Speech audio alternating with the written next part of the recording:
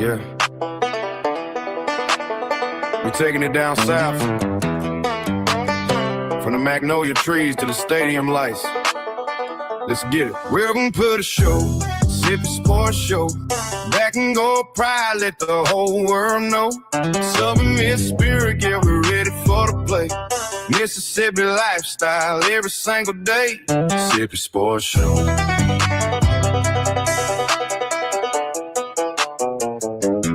Mississippi sports show.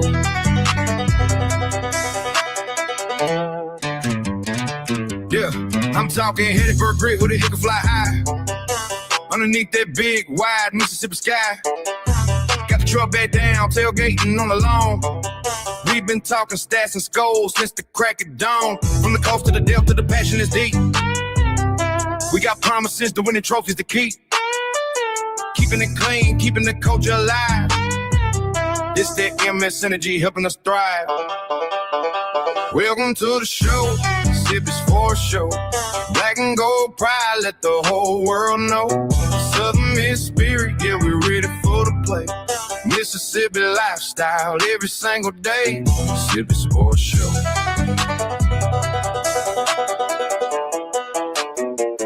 Mississippi Sports Show. Yeah.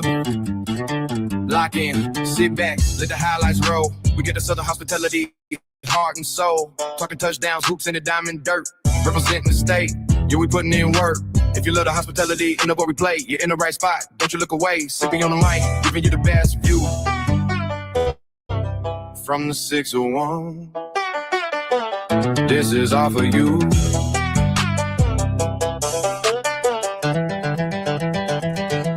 Welcome to the show, Mississippi Sports Show. Black and gold pride, let the whole world know. Southern Miss spirit, yeah, we ready for a play. Mississippi lifestyle every single day. Mississippi Sports Show. Mississippi Sports Show. Southern Miss, Mississippi's finest. We out.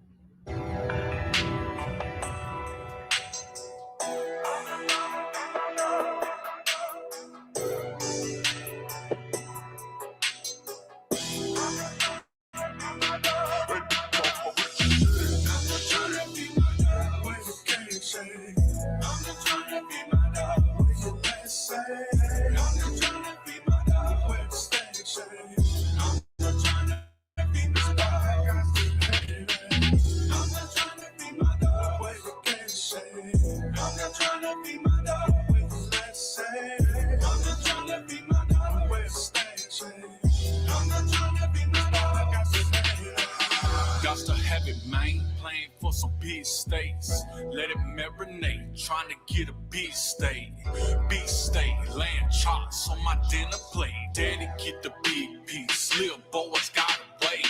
Tired grapes, trying to carve another lane. Her nails did, tigers out with the magnetic paint. No time to take a break, you can chill, but I can't. I ain't go to country day, my father, he ain't had no name. I take the reins, occupy the space. Post up in that bitch until it bleed, make it men straight. I'm pumping marathon, you get burnt out in the race. Party time and Chuck E. Cheese, Ninja Turtle game machine. Gorgonzola on my pizza, I go see the shining sea. State to state, I'm heavyweight. Yokozuna for my people. I need some big arena, you just standing in the way. Turning up tsunami waves, you just idling in the way. I'm not trying to be my dog, where you can't shake. I'm not trying to be my dog, where you let say. I'm not trying to be my dog, where you stay shake. I'm not trying to be my dog, I got to hate it. I'm not trying to be my dog, where you can't shake. I'm not trying to be my dog, where you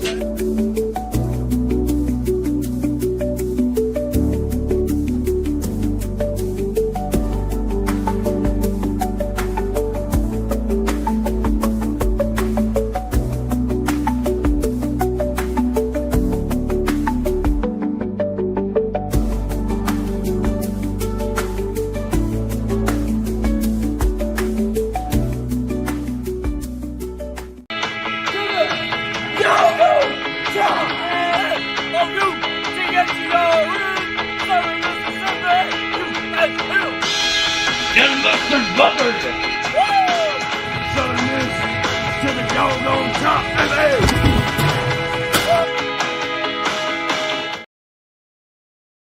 Boy, I tell you, what's going on, people?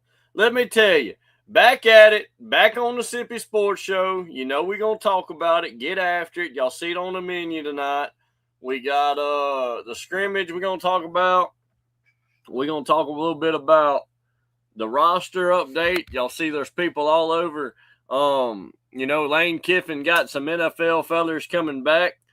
That's right. From the NFL that wasn't even at LSU. He's got a Saints player coming back to LSU. He's got a Browns player coming back. That was at Ole Miss coming to LSU. We're going to see how all this pans out. They've already told our three guys that they can't come back. But nevertheless, if they go see a judge, that was, a judge in another place and another time. So if they go to a Mississippi judge, find a good old boy somewhere, maybe they can get the judge to rule a waiver for them to play another year. There ain't no way in hell Lane Kiffin is going to get some NFL players that not only were at LSU but are transferring over from LSU, from another school, and get them to come over to LSU, and we don't get our own homegrown guys to play on our team. That ain't right. So we're going to get into that. We also going to get into our roster update as well with those three guys, and we're going to talk a little bit about that quarterback position. A lot of people talking about that injury from Ethan Hampton. I've gotten word that, and y'all take this for what it's worth. You take it for what it's worth. I got word that John White, that's right, old John White, the two-time arrestee in the same day. I'll never let that go, brother. But old John White, man, word around town is he's got the same injury as Ethan Hampton, and he played in a scrimmage. All right? We're going to talk a little bit to Eminem. We're going to talk to Pops. We got Don. We got Mark. We got all the gang. We even got Patrick probably calling in tonight. And last time we was on this show, we had a wrestler join in. So you never know what you're getting on the Sippy Sports Show. All right, let's tune in. We are talking scrimmage. We are talking rosters. And, of course, guys, we didn't get to the conference schedule last time on the show. Look, last show we had one job. And that one job was to talk about the other side of the football. And we talked about 4 teams out of 12. That's what you're getting yourself into, boss. All right? You see the doggone title, Southern Miss Scrimmage Recap and Roster Update. That's right, I didn't call Pops for a title. Usually I call him and he gives me a good if you know Pops, he's good with his words, man. And he comes up with he makes you think with the titles. If y'all remember Pops' point, we're going to bring it back, by the way. I got to do some convincing with Pops, but we got to get Pops' point back, brother. I don't know if that's a Monday night or a Wednesday night or we're going to find time for old Pop, brother. Because let me tell you something. I didn't call Pops before the show, so I went with the most basic, bland name, Southern Miss Scrimmage Recap and Roster Update. You give that to Pops, he would have made it marinating something and came out with doggone Disney World, the next Daffy Duck or something. Wait, that ain't Disney. Anyways, Daffy Duck, it's Donald Duck, Sip. Slap me sideways, call yourself Jimmy. Not Jimmy from Gretna. If you know, you know, brother. Shout out to Jimmy from Gretna. Let me tell you something. We're going to talk roster. We're going to talk scrimmage, and we dang sure are talking about that injury. And do not forget, Lane Kiffin's got NFL players coming to the team, brother. We're going to talk about that as well. Let's get into it. We just trying to feed the dogs, brother. We just trying to feed the dogs. Run it back, Jed. Run it back one more time, Jed. I like old Jed.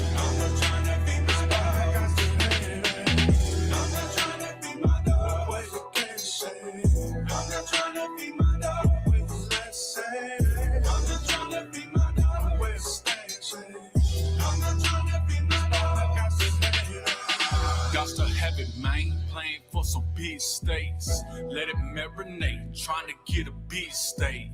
Big state. Lamb chops on my dinner plate. Daddy get the big piece. Little boys gotta wait.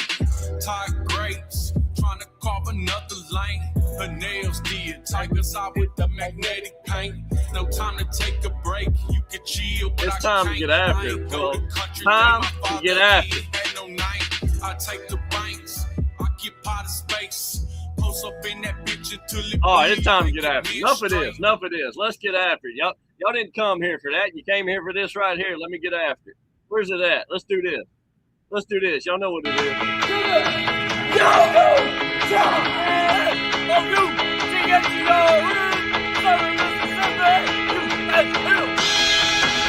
Them buckers. Southern Miss to the doggone top, baby.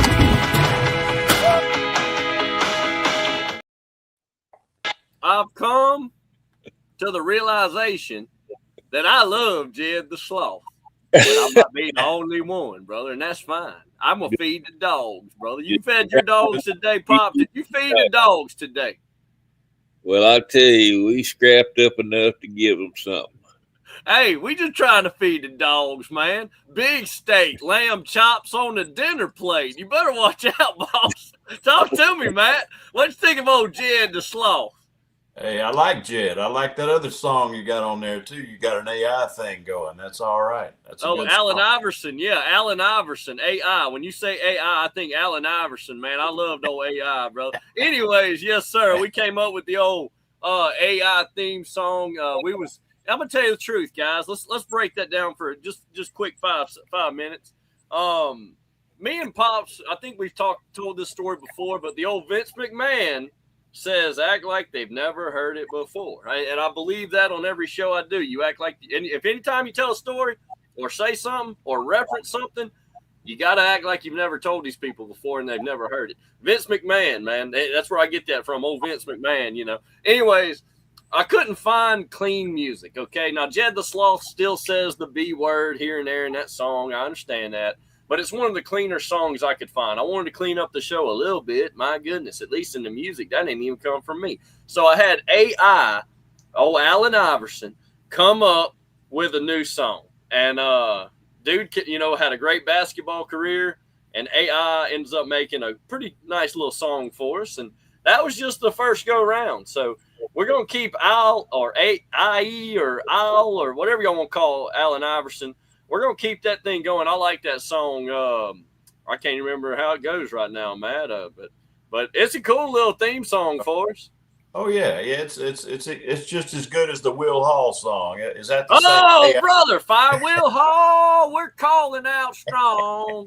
I don't know if it's still on here or not. I think I deleted it. I had enough of slander in Will Hall. You know, remember they said we was obsessed with Will Hall, Pop. No, Pop, talk to me. How you doing out there in the old El Paso? What do they call that? The Sun City? What is it? No, that's Phoenix, huh? Well, we called a little bit of that Sun City. We have a couple of things here titled Sun City, but I'm gonna tell you what, just for sure, you can expect if you was a gambling man and it was 4:00 in the morning, and you wanted to roll the dice or bet, you better bet on the sun being out. Come on now. Pops, I know it's a different type of heat out there, but, if you don't have nothing to talk about, which we got a lot, we're going to talk about the weather real quick. Over here, man, it's been humid. It's been raining finally, brother. It ain't droughting out here. The rivers are going back up, and, man, it feels good. The Mississippi River is a running dry. Oh, watch out, Hank. Hold on, Hank. No, the river's going back up, Hank. Talk to me, Pops. How is it out there, man? Is it hot as crap? No, for us, it's cool. It's in the high 90s right now for something this time of year. That's cool for us. That ain't cool. But no, well, when you triple digits all the time, that's cool. Believe me. Yeah, I understand that. But I'll never forget that time you took me to that UTEP football camp, brother. I lasted about 5 minutes. I had to go to the bathroom. Wink, wink. Yeah, I went and throwed up. That's the truth. That heat was something serious on that turf, Matt. Listen, it was hot, but on that turf, brother, my God, I don't know how hell feels, but I think it's pretty damn close to that field. The temperature on that field, and this is like 11 o'clock that day, and I was in the stands, but the field was hotter, and I believe it said it was 142 degrees on the field. I'm sick. I believe it. And let me tell you something. I'm overdoing it. It wasn't 5 minutes. A little long. It might have been 7 minutes, you know. With No, the I'm game. just kidding. I don't know how long I lasted, but I remember, I'm not lying to you. I took a break. Old Mike Price, Mike Pierce, whatever his name was drinking his cocktails. I said, Coach. Him driving around drinking margaritas and everything else. And That's right. By the time the end of the camp was over that day, he was wound up. That's He all. was trying to talk to us, Pops, but he was slurring everything. I love him. I ain't going to lie to you. I love him. He was there to have a good time for football camp. He wasn't taking it too serious. But I loved every second of that. But anyways, man, it is hot. And thank God we got some rain. Did y'all get some rain, Matt? Very little. We got some. Not enough. Still real dry. Real dry. So, Killing the grass ain't got nothing to cut. Job security, brother. That's where I'm at. man, it's kind of crunchy and brown, you know. Yep, that's But, right. Looked like you sprayed weed killer and then rolled through it with the lawnmower all over the yard, don't it? I know what you're talking about. It looks like that here. Well, The weeds grow real good, but the grass struggling, man. Some of my customers water though. Oh, they're watering? Now you know it's bad when Mississippi folks are watering the grass. That don't happen, bro. That's a Texas thing, I think. Yeah. Well, it's our grass was so successful here at the house, we just poured concrete over everything. That just goes to show. Yeah. No, Don, welcome to the show, brother. I heard you. Hey, what's going on? We're doing good, Don. I think everyone's gonna have a better time hearing the call in now. Got a whole new phone, a whole new system going on with that, so y'all are probably gonna hear a lot of better audio from that phone call. Don, word on the street is I don't know if y'all heard this yet, Matt and Pops. Don ran into a former Golden Eagle today of the original Nasty Bunch. Don, talk to us. Yes, I waited on the great David Odom. He was a defensive back, number 13. He was part of the guys that started the Nasty Bunch. Let's go. He played with Cliff Lewis, and he played with Hanford Dixon, and Retired jersey number. And he played for Coach Bobby Collins from 1975 through 1979. Come on now. How was he, Don? Nice guy? Super, and it really made him feel good that I remembered, and I remembered all the team, a lot of the players that he played beside, and we had a great conversation. But he had to get back to the Fort Worth, Texas area, so but I'll stay in touch with him the best I can. Man, that's cool, man. Speaking of Cliff Lewis, we've gotten word he wants to get on the show. So y'all keep that in your ear, because either this upcoming Thursday or the next Tuesday. But definitely before the season, we're going to be hearing from old Cliff. I believe that's his name, Cliff Lewis. Yes, he played for the Green Bay Packers. There you go. So can't wait to hear from him. Like I said, already this season on the show, we've gotten old Suge White, the wrestler, and that meant a lot to me. I want y'all to know, getting them guys on the show meant a whole lot to me. I love when the wrestlers come on, obviously of any level. You're an athlete, come on the show. You can be a golfer, brother. Come on here. Let's talk. I love hearing from the guys, some of the gang.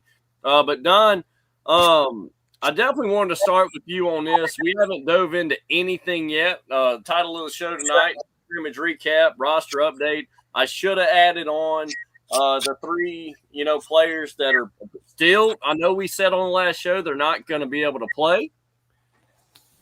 Now we're hearing that they're probably going to go to a Mississippi judge and get a waiver to where they can play. So even though they can play, Maui, Maui, it took him almost a week. Well, I'll say 4 or 5 days to get back to Hattiesburg. I don't know if y'all know that. He's in, the dude lives in the somebody else, Samoa.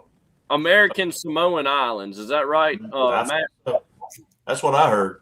And it took him, almost a week, man, to get over here. And then he practices just a few days.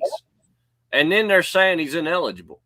So since they said they were ineligible, they didn't leave. They didn't say y'all got to go home. It wasn't like that. Now, I want y'all to understand the offensive line coach did tell them and tell media that he's going to go on as if they're not playing. His plan is to coach as if they're not playing. I honestly like that. I like that coaching idea. I mean, because it's not set in stone that they're going to play, Pop or Don. I have a question. Go ahead. How come LSU's adding 3 players to their roster that were in NFL camps, and now they're allowed to come back to college? So the 3 guys on USM cannot. And that's what we're going into right now with you. Definitely first, Don. You're asking the question I'm about to ask you. So check me out. Lane Kiffin has a guy that just played for the Saints and got some sacks. He's got a guy that's coming from the Browns that was at Ole Miss before that.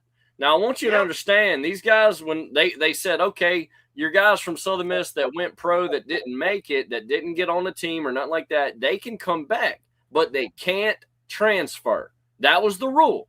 You can go back to the school that you came from, but you cannot transfer. That was the rule. They do away with that rule. Now, a Louisiana judge, this is a state by, start really putting this together, people. It's a state by state thing. And there's not a law. There is no law that says any of this stuff. It's just rules. So I want y'all to break this down as a company. We all work for somebody, right? We all work for somebody. And our company has rules and policies.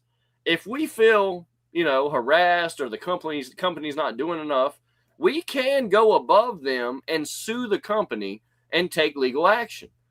Just like these players and coaches don't like the NCAA rule.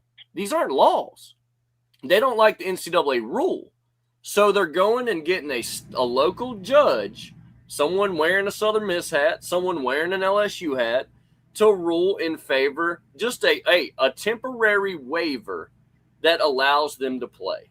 Now, hold on. Now, in the long term, they might deny it. But how long is a football season, Matt? 3 months? 4 months? So they have time before the next court date to finish their whole season. Does this make sense? So we have a problem at work. The union, the company doesn't do nothing about it. I'm suing the company. The state will do something about it. That's what's happening in college football. Don, where you at? Well, the NFL, it's hard to call these guys pros because they're not in a union. They've never, they're just barely getting dabbing their toes on the NFL water. But for USM to be discriminated against and have these kids rearrange their lives and come back to Hattiesburg under false pretenses and then have this bomb dropped on them, it's pretty. And I want you to understand, Don, it's not over now, Don. They're going to go and find a local judge that's most likely going to rule that they can play, right? And Maui, Nunnery, and help me out, the defensive lineman, Lewis, is that his last name? Jameer Lewis, but I'm sure before, it could be mid-season. I'm hoping it's before the season starts. But the O-line coach, I think, is very important, and I think I want to keep talking about that.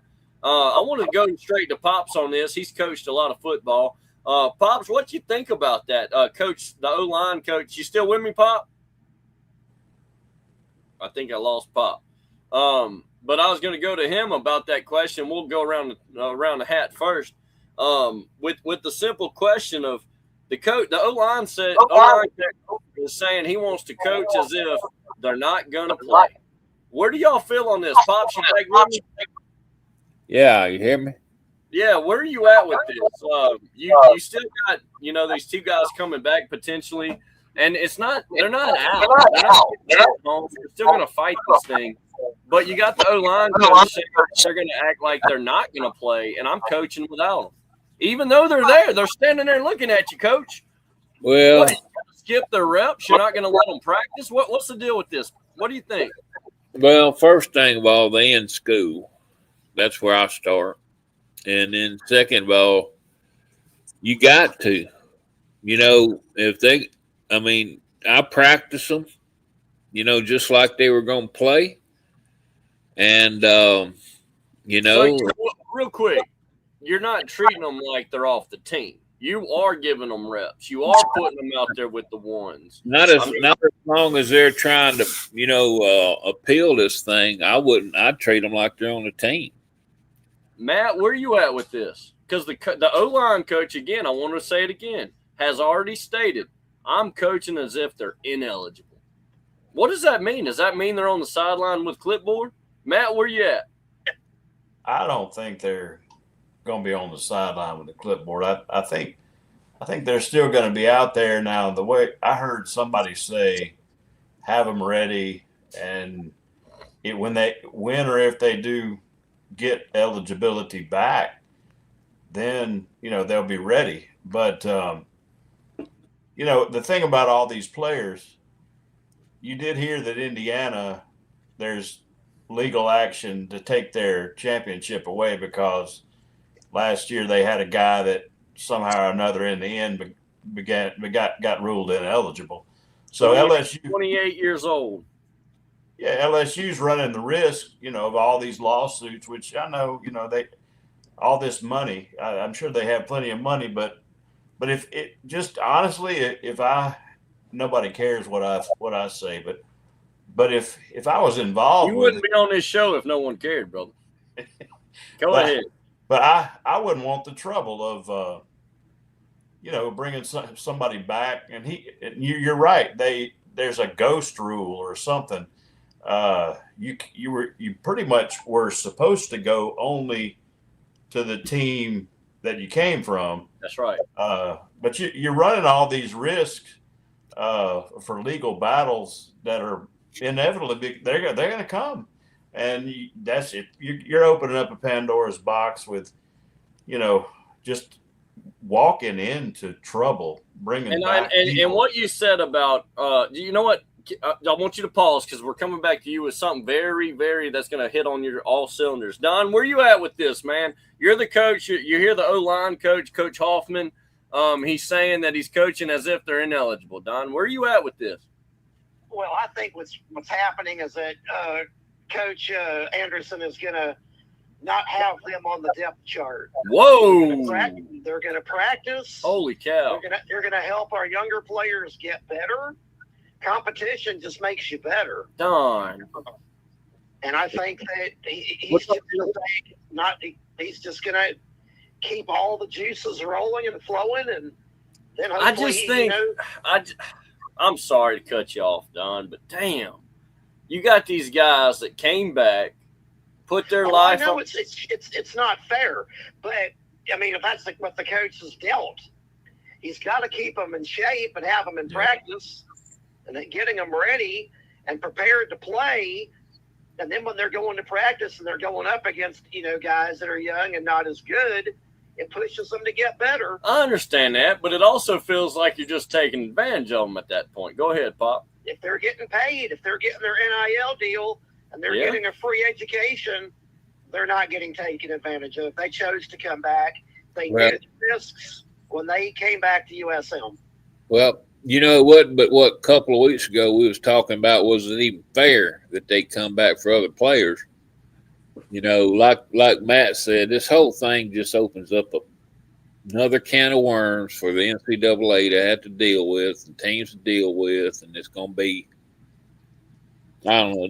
There's going to have to be. It ain't going to come this year. But there's going to have to be some, strict guidelines on what players can do and what they can't do. And, like I say, they left. Why should they even be back to start with? But, if they letting them back, they let them back now. They saying they can't, so, I mean, it's bad for the kids. I feel bad for the kids, but that old saying, well, life ain't fair. Well, I heard from the beginning they were going to put a stay on it. I mean, it didn't take that much investigation, and it popped all up everywhere. Right when they let them in, there was people on YouTube lawyers and stuff, if you look, I'm sure somebody looked, and that they were already saying it's just going to be a week or two. There's going to be a stay, and it's just there's going to be more legal stuff going on. What I wonder though, Go ahead. Who's paying the lawyers? Is Come that on now. Southern? Is that the who it school? is. Yeah. The school's going to pay the lawyers.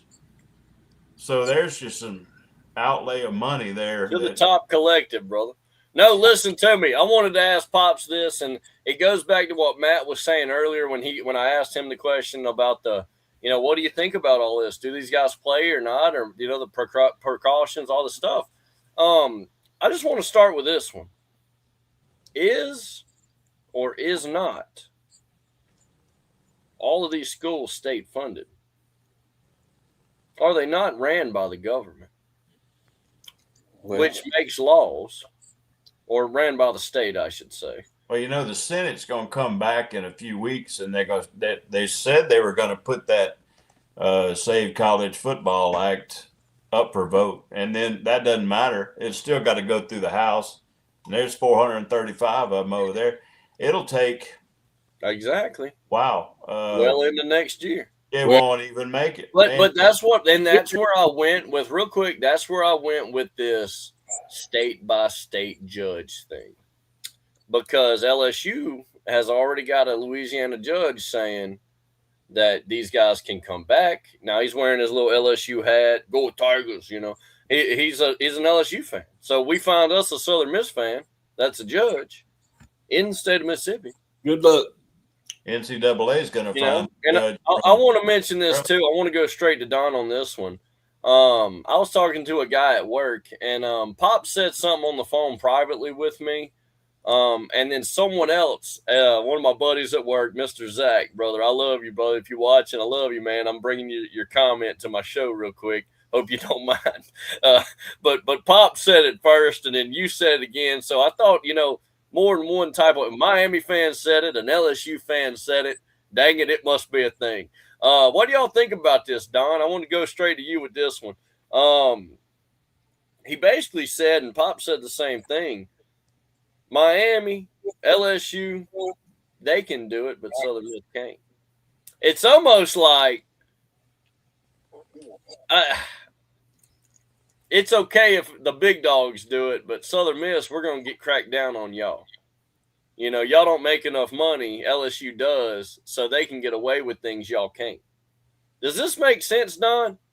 No, because those big schools, power conference schools, already have every other advantage in the whole world. It makes these mid group of 5 schools, like we've been told, we need every break we can get, right, to stay somewhat competitive. Oh, now you made me remember something else. Go ahead. Something else that you're not going to like. And damn it, this is the part where Matt Massengill can say, I told you so.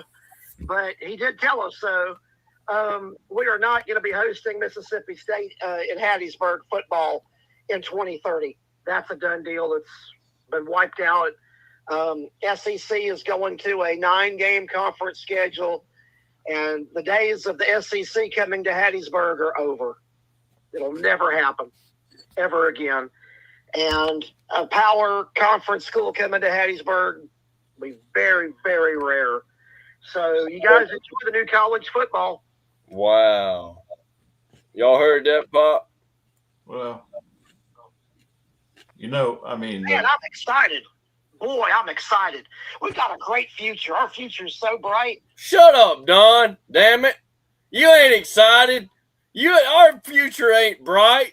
What's you smoking over there, Don? Damn it. You know what, Don? Me and you both look forward to playing Mississippi State. We've been waiting on that Ole Miss game, and now you're telling me we're doing away with it? Not going to happen. Hold on, Pop. Hold on. Don, you still there? Yeah, it wasn't my decision. Put that blunt down, Don.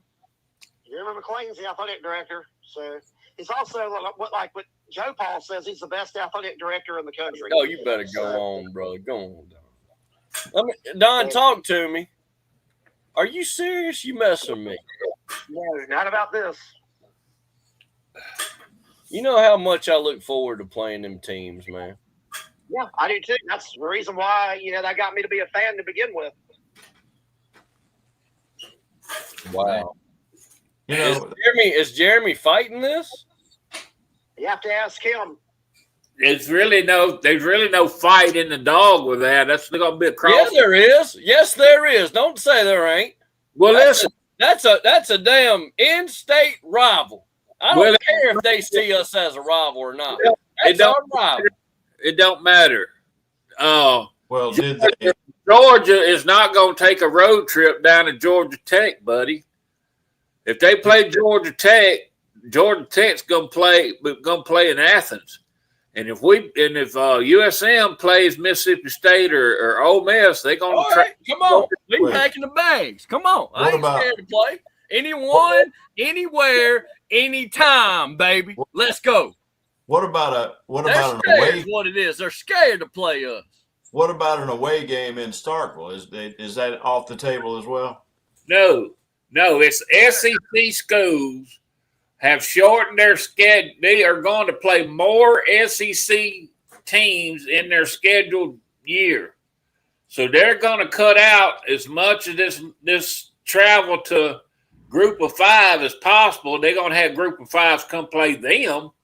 Like, it'll be okay to go to Starkville or Oxford. Well, Pops, we were supposed to go there next. That's what I'm telling you. We were supposed to go to Starkville. And they're canceling that. Oh, they canceled that. They canceled that? They canceled it all. Uh-oh. I didn't hear that. We did not have the next game to play Mississippi State was supposed to be in Hattiesburg in 2030. And that's off the table unless we play them in Starkville. Probably not going to play them at all. This is detrimental to our program, Don. It's detrimental to our Group of 5 brethren too. Did they replace it with anything? I'm sure they haven't yet. If that's just coming out, I'm sure they haven't replaced it yet. Maybe. I wanted to bring something up, starting with you, Matt. We talk about money all the time, and that's why I'm coming straight to you. And if anyone knows this answer, you know that I'm messing with you. If anyone knows this answer, I want you to speak up and tell it, and tell the fan base here. Do y'all? And I know the answer, obviously. But does anyone know? This is open for discussion here. Does anyone know how much James Madison made by going to the playoffs? I don't know. Anybody? Taking that ass whipping from Oregon. Anybody want to guess how much money they made? Something like 15, wasn't it? 15,000, 15 million. Yeah. I think they had to share it, didn't they? So you're saying 15 million, right? But I think some of it went to all the other conference, right? Yeah. All right, Pops, what you think? What you think James Madison made getting Oregon to beat them in the playoffs? I wouldn't have a clue. I wouldn't even know where to start. So, what do you say, Don? You want to throw a number out? 15 million. What if I told you it was $330 million? Ooh, is that true? Yes, sir. How much came here?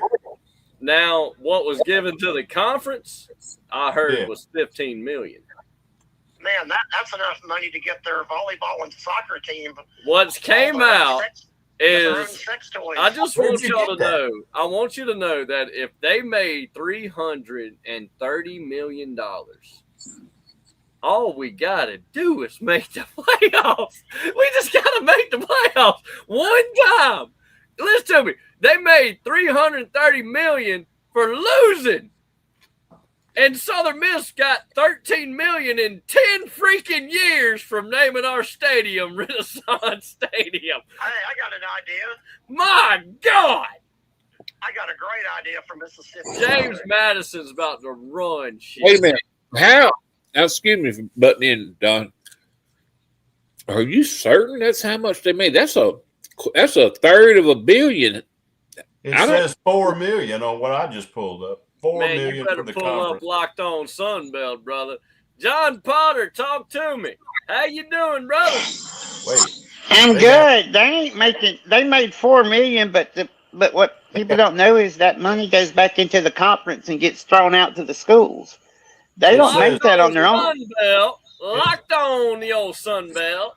it says advertising value. Yeah. JMU historic playoff appearance generated an estimated $330 million in equivalent advertising and media. Yeah, that exposure. ain't money. That's That ain't money. equivalent advertising and media exposure. I don't So, think That ain't. hold on. Let's take a time out. You wouldn't take that? $330 million. I don't think I mean, that's They didn't make that that's, much. they don't make that. What they're saying is because that many people watched the game they played in because it was in the playoffs, it was worth that much advertisement time on TV. They didn't make that much money. They made $4 million, and it went to the conference, and the conference spreads that money out to all the schools. Like every bowl game played, like if Southern plays in the bowl game, that money goes towards the conference, and every school gets a piece of it. Yeah, that's equivalent to. In other words, the value of the exposure they got was equivalent to that. It doesn't mean that they got that, Body. but you got to remember that's advertising for people going to JMU or whatever. Yeah, think about it. How much does an advertisement cost a company for a 30-second spot? Say it's $5 million. Well, they played in a game that has how many minutes? 60 minutes. So Yeah. if you do see, that's how much. That's what they're talking about. The equivalency of them being on the air that long and how much advertisement time costs. That's what they're talking about. well, Gotcha. Okay. in Definitely reality. read that wrong. But I mean, even when USM doesn't even go to a bowl, but they get on TV 12 times, they get a little actual money for that. Just for and then They you get a the TV revenue. media They get exposure. TV revenue like every other conference. They get TV revenue like every other team in the conference. Every team in the conference gets the same amount of TV revenue. You don't get extra for being on TV or something like that. It's the same for everybody.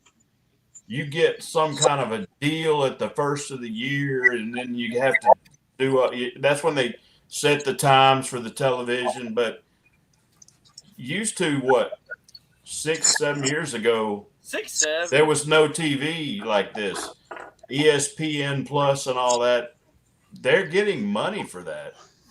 That's when they had the CUSA.TV, but once again, if you subscribe to CUSA.TV, hey, real quick, it was terrible. That money, go ahead. that money went into a gigantic pot, and they evenly dispersed it to all the schools. They don't give more money to somebody for this or that. The money gets dispersed evenly. They can't literally give a school more than another school in the conference. It all has to be dispersed evenly. There's no bonus or something like that. It's dumb rule, but it's the way it is. I wish they would have more than one media thing that they do at these games. I saw that same lady all year long. That was the same ad. Man, they need to come up with at least 2 ads. I mean, at least let's 2 switch it up. I mean, commercials. that's like when you're watching TV at night and you get the same freaking ad over and over. Man, let's do 2 or 3. Let's have one with something different. Sham wow, brother. Sham wow. No, listen. No, real quick. I just want to mention that CUSA TV, bro. I don't think I've ever talked about it on the show. I remember I paid 1 year. 1 year. I paid to be a member of the CUSA TV. I never heard of it. And let me tell you something. It was the most it was buffering. I hate Calculated. And then when that wouldn't happen, guess what, Pop? It wanted to lie and tell me my internet was bad. It tried to tell me I didn't have a connection. Let me tell you something, huh? My internet, I got doggone Starlight connection. Thank you, Elon Musk. You can't tell me I had something wrong with my internet. And I something didn't else have about it. Starlight back then. I didn't have the Something- Starlight back then. and But something oh, else Lord, about he it. was looking out for. I ain't done talking, John Potter from Monroe, Louisiana. Let me tell you something. I'm trying to help I'll you tell get right to the now, point. Whenever CUSA was out and about, it stole my money. It stole my money. I could only watch one Southern Miss game all year. And it was freaking the Southern game versus Southern Jaguars. The problem with the CSA.TV is that they had no, like ESPN Plus, there's at least some type of, you have to have some type of quality to your broadcast. CUSA TV, they would stick a cell phone up in the press box and record the No, game, that's right. and that's what you would get to watch. God, So that sucked. That it don't was, sound- most But I schools were didn't- terrible. Oh. It really was bad. Patty Mack, welcome in, brother. Great to see you, gentlemen. How am I sounding? Do you hear me okay? You sound great. Don't charge your phone, brother. I'm not. It's not. we got to the nitty gritty on a private call today, and Pat said he thinks it was because he plugged his phone up, and a lot of times something weird with that when you plug your phone up and you're on your phone recording, something about the audio wants to glitch up. I don't know what that is. Real quick, listen, I see you on the comment section. Don, you still with me? Yeah, I'm here. Check me out. We got a guy coming in, Spence Duran 3. I don't think I've ever seen this man on the show before. He looks to be an Alcorn State fan. Spence Duran, thanks for joining in. Key offensive players, Jalen Tolbert, number 11, quarterback who saw dual threat action and key rushing, passing duties. Achilles Ringo, number 19, quarterback providing depth under center Carl McDonald Jr. Under center Carl McDonald Jr. He goes on to say, let me scroll up. I see you, Spence. Hold on. Marion Blake's number 3, wide receiver, expected to anchor significant targets in the passing game. Abe Diallo, number 70, offensive lineman, anchoring the trenches at 6'6". He goes on. Key defensive, and I love this guy. I'm serious, fellas. Spence, if you want to join the show, please come on, especially before we play Alcorn. I want you to be our guest this game. We want Spence Duran to come on the show, whether it's a call-in, a video call. Let's keep going. Key defense and special team players. Tavion Hanley, number 2, defensive back, cornerback, expected to lead the secondary. Jacoby Anderson, he goes on. Joffrey McKellen. Yeah, what they said, number 5, defensive back, adding speed and depth to the back end. Tony DeLoach, number 44, defensive lineman, relied on for pressure up front. Gregory Schaefer, number 93. This man really mentioned a long snapper. All right, Spence, that's where I draw the line. Don, talk to me. This man's shouting out the long snapper of Alcorn, Don. What you thinking about all this? Well, I'm thinking that. Hold on, John. I said Don, not John. Don. My bad. You all right? Go ahead, Don. he's a big fan, and he's excited about this game. Can't you tell? Hey, I love it, brother. I don't even know who the long snapper is for the Chiefs. He even reached out to the opposing team's show. I love it. Since we went to Don, John, talk to us, John. What do you think about this, old Spence Duran? I think he's a big fan, and I'm happy for him. And if Southern Miss gets beat by a 3-win Alcorn State team from a year ago, we got issues. This is not one of those things to where I'm. It doesn't. This is a game that what it's supposed to be, a tune-up, and it better be a tune-up, because if it's not. I heard that. I think he. I don't know about y'all.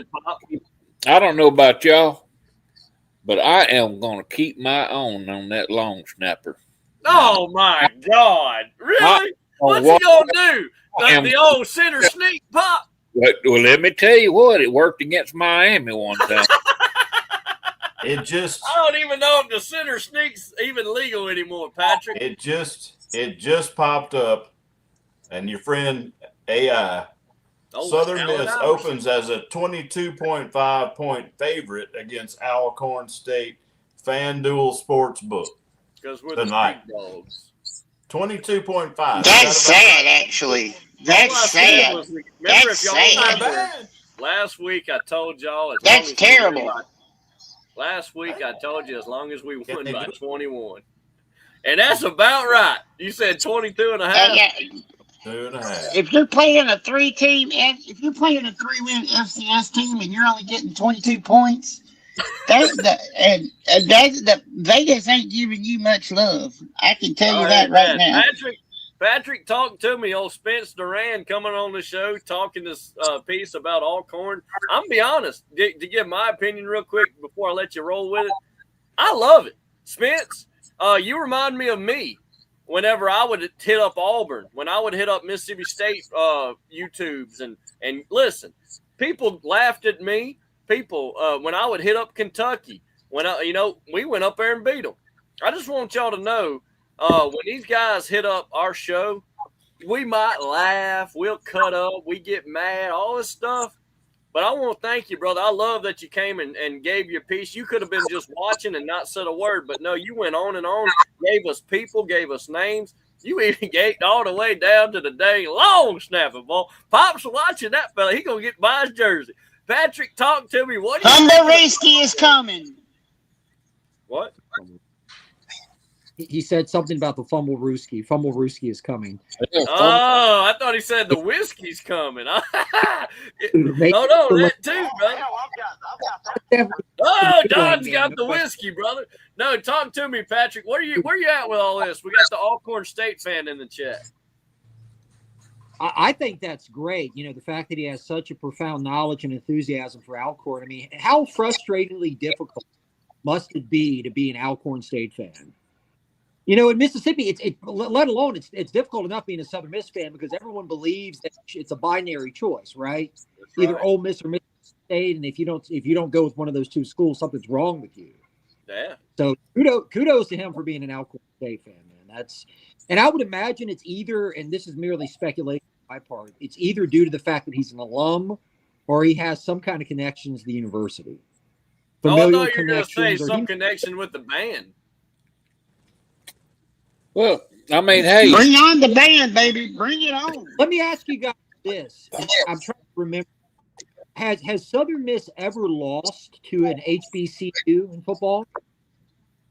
No. Yeah, I don't think so.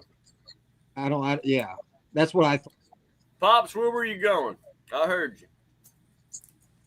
I forget. My mind's so bad. But one thing. I know what it was going to say. I mean, you can look at every school listed. Jones Junior College, Pearl River Community College, Gulf Coast Community College, high school ball. Come on. Every school, you're going to have fans. And a true fan, I mean, if they truly a fan, they're gonna try to figure out, they're going to know something about who's playing on the football team. They're going to want to know more about them. And, I mean, hey, congrats to the dude. If you're a fan, you're a fan. I mean. Yeah, right.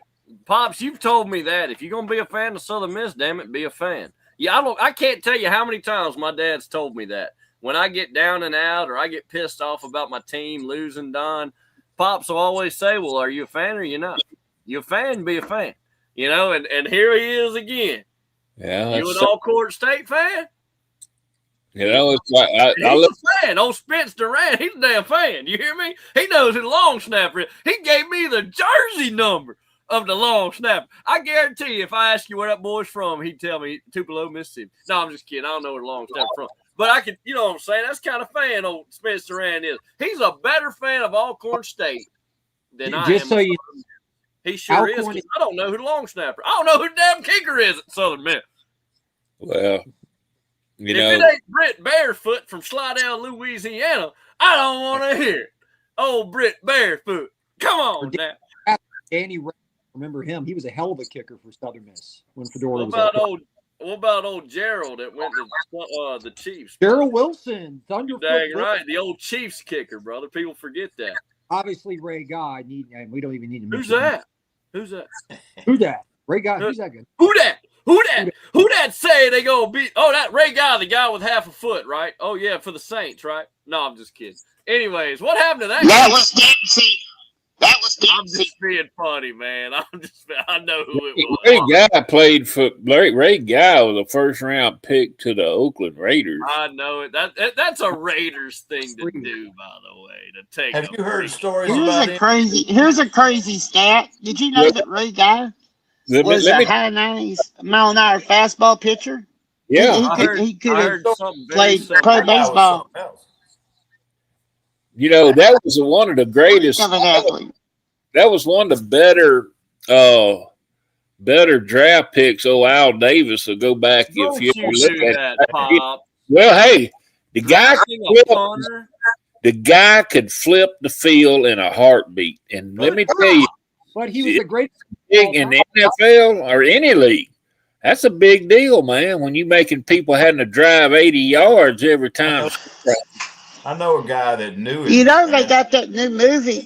You know they got that new movie about John Madden coming out, and when he was the coach at. I wonder if they're gonna have somebody playing Ray Guy being the first round pick and being a kicker, which was so odd back then.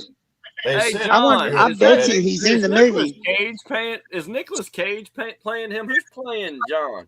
Yes, and he looks just like him. If you look at the trailer, it is uncanny how much Nick Cage looks like John Madden. Even does the walk. Like, it's crazy. He even has him doing play-by-play later on in his life up there with a guy that's doing who was he always with up there in the booth before he went to who you said, Pat? Pat Summerall. Pat Summerall's who it was. He has a guy that looks like Pat Summerall up there with him. I mean, it's awesome. You got to watch the trailer for it. I heard that guy though, he would whatever he was doing, he would like if you were playing pickup basketball, he could dunk, he could just do anything. He could run. I think he could run real fast. You talking about Ray Guy? Ray Guy was, I've never heard that story. I just want to give you my little in every way. I mean, he would if you were playing cards or something. I mean, he was going to win. I mean, he was just like that. I know a guy who knew him, went to school with him, but just a very exceptional person. He wanted to play defensive back and punt for the Raiders, but they, he was. I heard that he was too valuable as a punter. I've really heard that he was too valuable as a punter.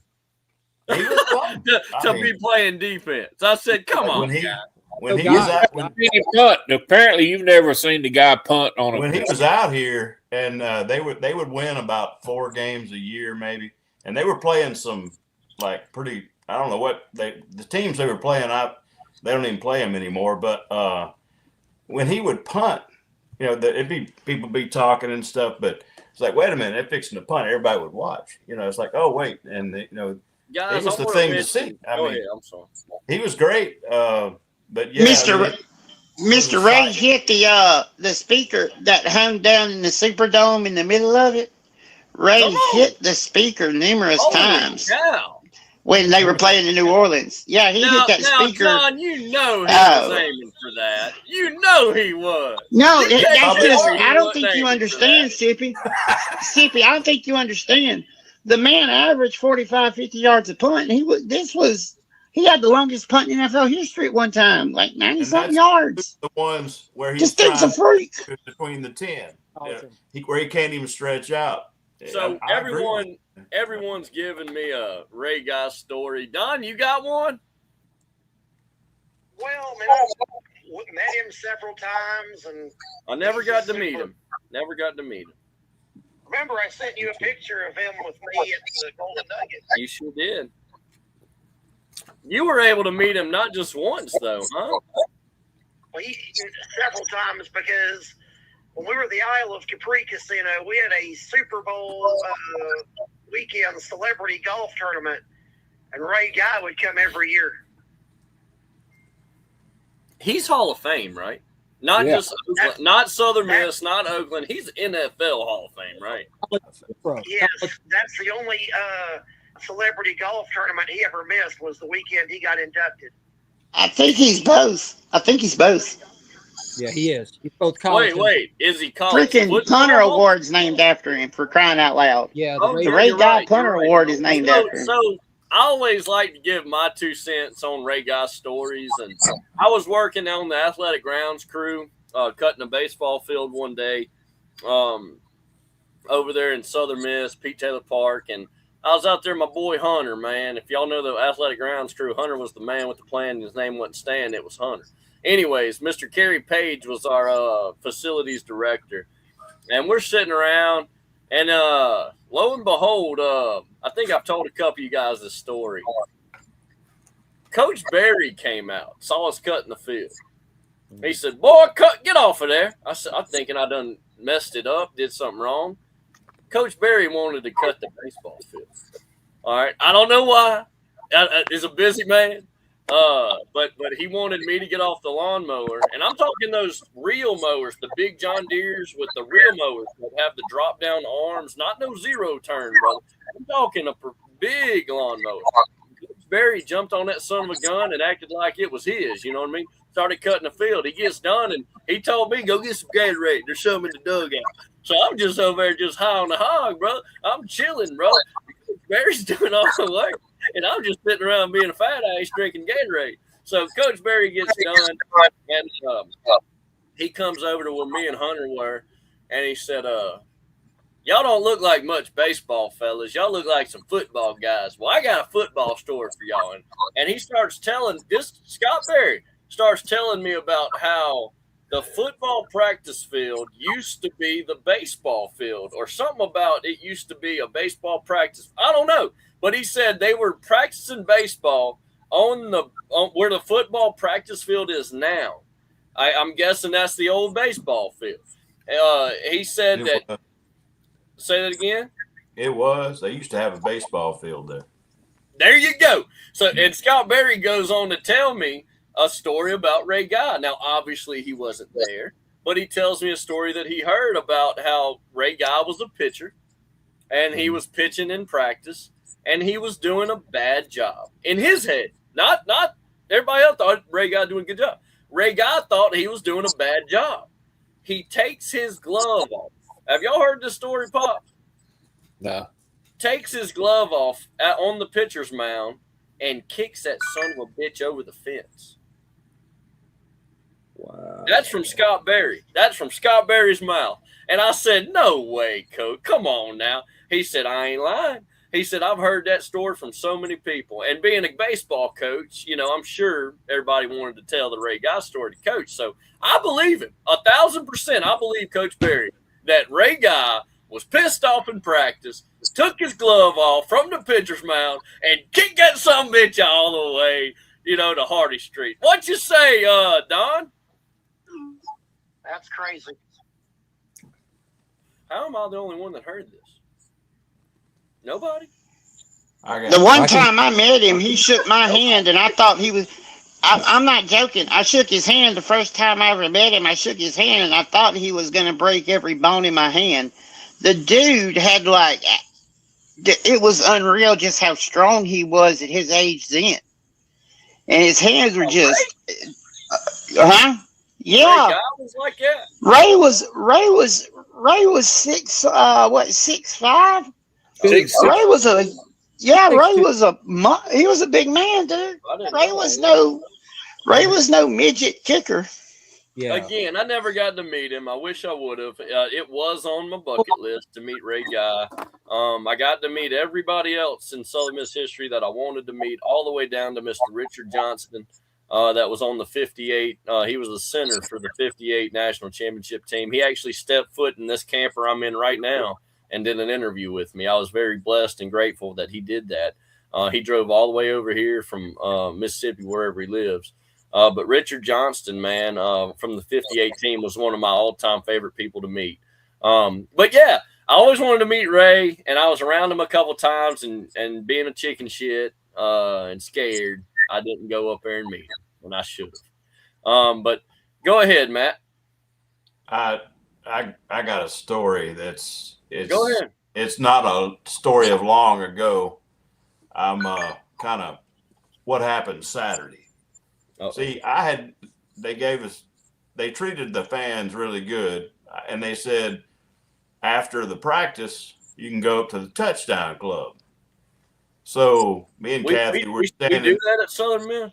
Man, I went up there. It's nice up there. And I didn't know we had a touchdown. We were late. Man. We were late, but it was had some food left. I grabbed one of them muffins. But what kind of muffin? Hold on now. What kind they had? It was chocolate chip. It was pretty good. They offered to give me the whole recipe. I said they said, "You want all these?" And I said, "No, we don't want to." He grabbed that muffin. He grabbed that muffin. But anyway, what I was going to say, there was a guy in there. I knew who it was, but I'd never met him. Place it already broke up by the time the autograph signing was over. Coach had already spoke. I was gonna, listen and see what was going on, but there was a coach in there from Oak Grove, Coach Neville Barr. I remember who it was. I've met him before. He's a nice guy. We were talking about the game, and I mean the season and the upcoming game, and we were talking about basketball. But anyway, he told stories about Brett Favre after that Saints game. Remember the one they like to kill him? Oh, in the playoff, Bounty Gate. That was terrible. But Coach Barr. He helped Coach Barr at Oak Grove High. Brett would go down there and help with the quarterbacks and all. But the day after the Saints game, Brett came in. His Coach Barr said he don't see how the man was walking or how he didn't come out of the game. The strategy the Saints had was to knock Brett out of the game. He wasn't coming out. Brett don't come out of the game. But he said his ankle was so big he could barely walk. But he got in the whirlpool. Oak Grove, man, they got great facilities. High school facilities now have come a long way. But anyway, he talked, and he seems to think this coming year it's going to be as good as possible. I was just thinking, I'm just kind of ruminating or whatever. The ether, I know it sounds funny. It's got to have, you know what ether is? It's like the energy in the air, atmosphere. I know what an Ethernet cable is. But I'm just saying, none of the players have the confidence to step up and be leaders. And you can't blame them. They've only been there a few months. They don't know each other. That's what I saw Saturday. Well, hold on right there. You say that. Yeah. But did or did not Braylon Braxton grab his nuts and come to Hattiesburg and say, I'm the leader? Did or did not? He brought his team you tell me why Ethan Hampton ain't came to Hattiesburg grabbing his and said, okay, I'm the leader. Let's roll with it. Tell me, come on, guys. Braylon brought his whole team with him and his coach. And he was handpicked. He was cherry picked, and it was set up. And he already won the award for best Sun Belt player. Ethan ain't won nothing. Ethan didn't even play last year, so it's not going to be that easy to just say, look, I'm top dog. When all right, Pops. Whether you was the lowest man on totem man pole or whether you was a head honcho, when you went on the job, you was the alpha. All right, Dad, when I go places, I might be the lowest on the lowest totem pole, but when I go to work, I'm leading the crew. Okay, what I'm saying is, Eminem, it pisses me off to hear. I don't. This you got blame new guy. I take advantage of that. They don't know me. I'm about to show them I'm the boss man. You don't want to listen to nobody. You want to cut everybody out. Listen to me. Dude, you talk before you even know what's really going on out there. This is a lot to deal with the coaches, man. I got to say this. You just a week or two away there for playing your first game, and you still got You still got quarterback competition. And buddy, let me tell you something. This I see it. It's gotten to be more of a problem across the NCAA, especially in Group of Fives. And you don't even find out who quarterback till the first week. Well, if you're doing that, then the rest of the team don't know who to even rally around until the same time either. Wow. And I think this is a bad deal. You know, if you're the coach, you know who you're going to put on the field. There's no dark horse going to come out of left field, you know, at the last moment and step up. Oh, well, that's the guy. You know, you kind of know who it is about 2 months out. And well, Pops, real quick, what about that team leader role? You're going straight into quarterback, but like, if you're a quarterback, first of all, but there again, you got to be established role. The guy's got to. That's why I got to put this back on. I got one question. Pops, you played some high level ball. Some of the people on here played some ball. I played a little ball. The importance of confidence is huge. If you go in anywhere and you think you can win, that's big. But if you go in and you say, yeah, I'm going to come, I'm going to do the best I can, everything's going to be all right. Yeah. You ain't going to make it, man. I'm talking about somebody has got to say, we are going to win. And it. Can I go right quick, please? Go ahead, John. Go ahead, man. I told y'all this about, 2 weeks ago? I've been telling y'all this. It's different this season with Southern Miss because they're having to start from scratch. It came out today that Hampton's hand's still not healthy. So that's why they don't have a quarterback. Okay, the quarterback they think is going to start's hurt. Put him to the side. Move on. I agree. I think they're going to get to that point. Why are but they still got that John we still got a week and a half. Hampton had the same injury, and John White. I can't tell you if it's severe. I can't tell you if the kid doesn't have a high pain tolerance. People react differently. You know what to it injuries. is? John White's from Mississippi, and that boy's from Illinois. That's what it is. That's what it is. They got the same doggone injury. Well, wait. I got another story. Give me just 2 seconds, and I'll shut up. I give you 3. I went down the whole line, all 85 or whatever of them. And we got to these dudes, these big dudes, and Kathy was standing next to me. These dudes had gloves on, and they had wrapped all the way to their arms. And we said, man, look at them gloves. What y'all doing? He said, well, I'm a lineman. I said, what, they stepping on your hands or something? And he said, yeah, man, they're like killing my hands, man. I tell you what, scratched all up. And the dude next to him said, look at mine. I took mine off. His hands was blood scratching all over. I said, man, what happened to your hands? He said, the defense tried to get my hands. They're killing me. And I thought, I didn't put it all together till I got home. But I saw my man, Ethan Hampton, and it wasn't even black and blue. I said, hey, bud, we missed you, man. We're looking for you. He said, yeah, I'll be there on Alcorn. And I said, okay. And you got a boy down here got blood coming out of his hand. And my man here, he's signing autographs, but buddy, he barely has a hand. Blue. It ain't. What's up? What's up with that? And he's playing. Throwing that out there. Well, wait, man. You comparing an offensive lineman to a quarterback that has to throw the football. That's a little bit of difference there. But let's just be honest. So. That's a little bit of different. And plus, to hold the football, you don't know if it's bone bruise. Throw it out the window. John White. And it's on his throwing hand. And you don't know the severity of the bruise. It's hard to say. It may be that he can't handle the pain. That may be it. He was throwing the ball 25 yards. That's now he's not throwing at all, right? That's not 25 yards. 25 yards. If that's all he can throw it, that won't get it done. You got to be able to throw the ball deep, or they're going to suck up on you and intercept every pass.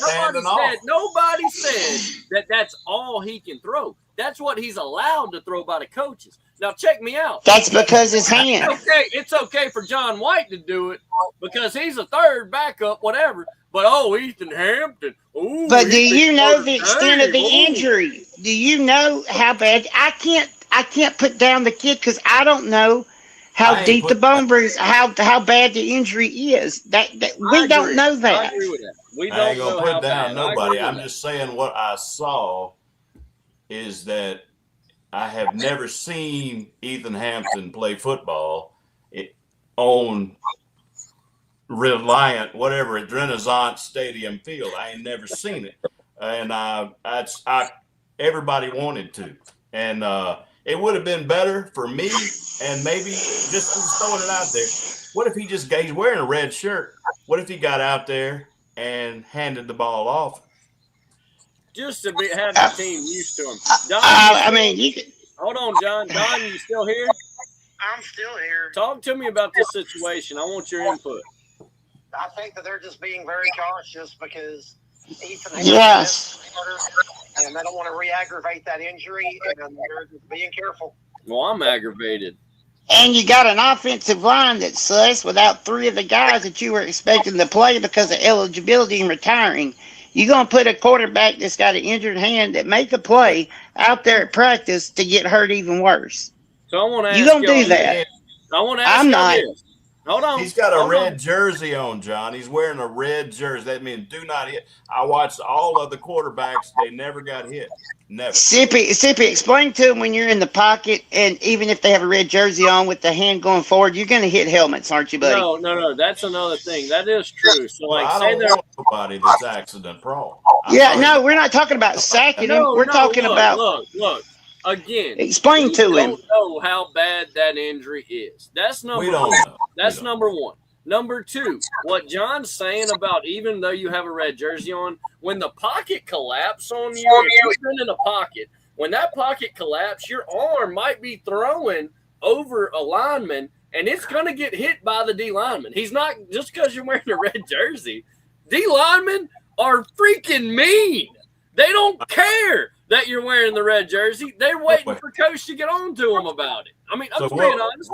So what we're supposed to gather here is that we are going to have a player that is not going to be able to get out there and mix it up because he's hurt.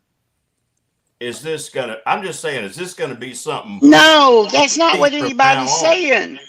What they're saying is they're not going to put him out there to get injured. He could still play the first game. He has played football in the past. Potter, I think Ethan Hampton, guys, real quick. I think Ethan Hampton answered Matt's question directly. I think he said what was happening. I'll be out there for Alcorn. And that's what he said, right, Matt? I'll be there for Alcorn.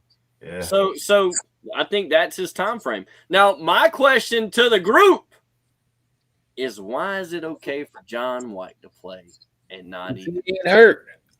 Go ahead, Pop. Well, I mean, the guy apparently ain't hurt. Somebody's got to take snaps. They have the same injury, from what I heard. Well, it's different being the starter and then the third string. Oh, Pop. Well, they is. They certain. Did we not just talk about Brett Favre playing with all these injuries? Well, there's not too many Brett Favres out there anymore. Okay, it's a different era. This is a totally different era. I mean, we in the bubble wrap era now, or MySpace era, or Space. I mean, we in the trigger era. I have never seen the last. Not only that. Wait, let me just say not something. Only that. I'll give you. They have begun to protect the quarterback to such a degree in college and pros that only a few years ago, a good clean lick, this at present time is a 15-yard penalty and a possible ejection. Maybe it's just a change of the game, but if it teams know that, though. Teams know that. The defense prepares for that. Those rules are in place. They know it. But John, you wait a minute. I want to say this. You're talking about preparation for Alcorn. Hold on. I'm sorry. You're going to get to talk.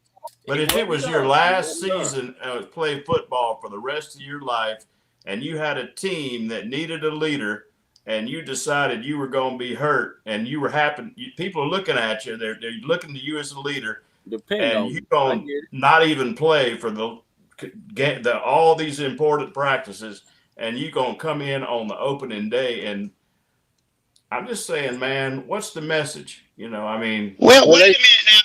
Let me answer this. Number one, you don't know if the coaches and the trainers are keeping him out. He may want to practice, and the coaches and trainers are keeping him out.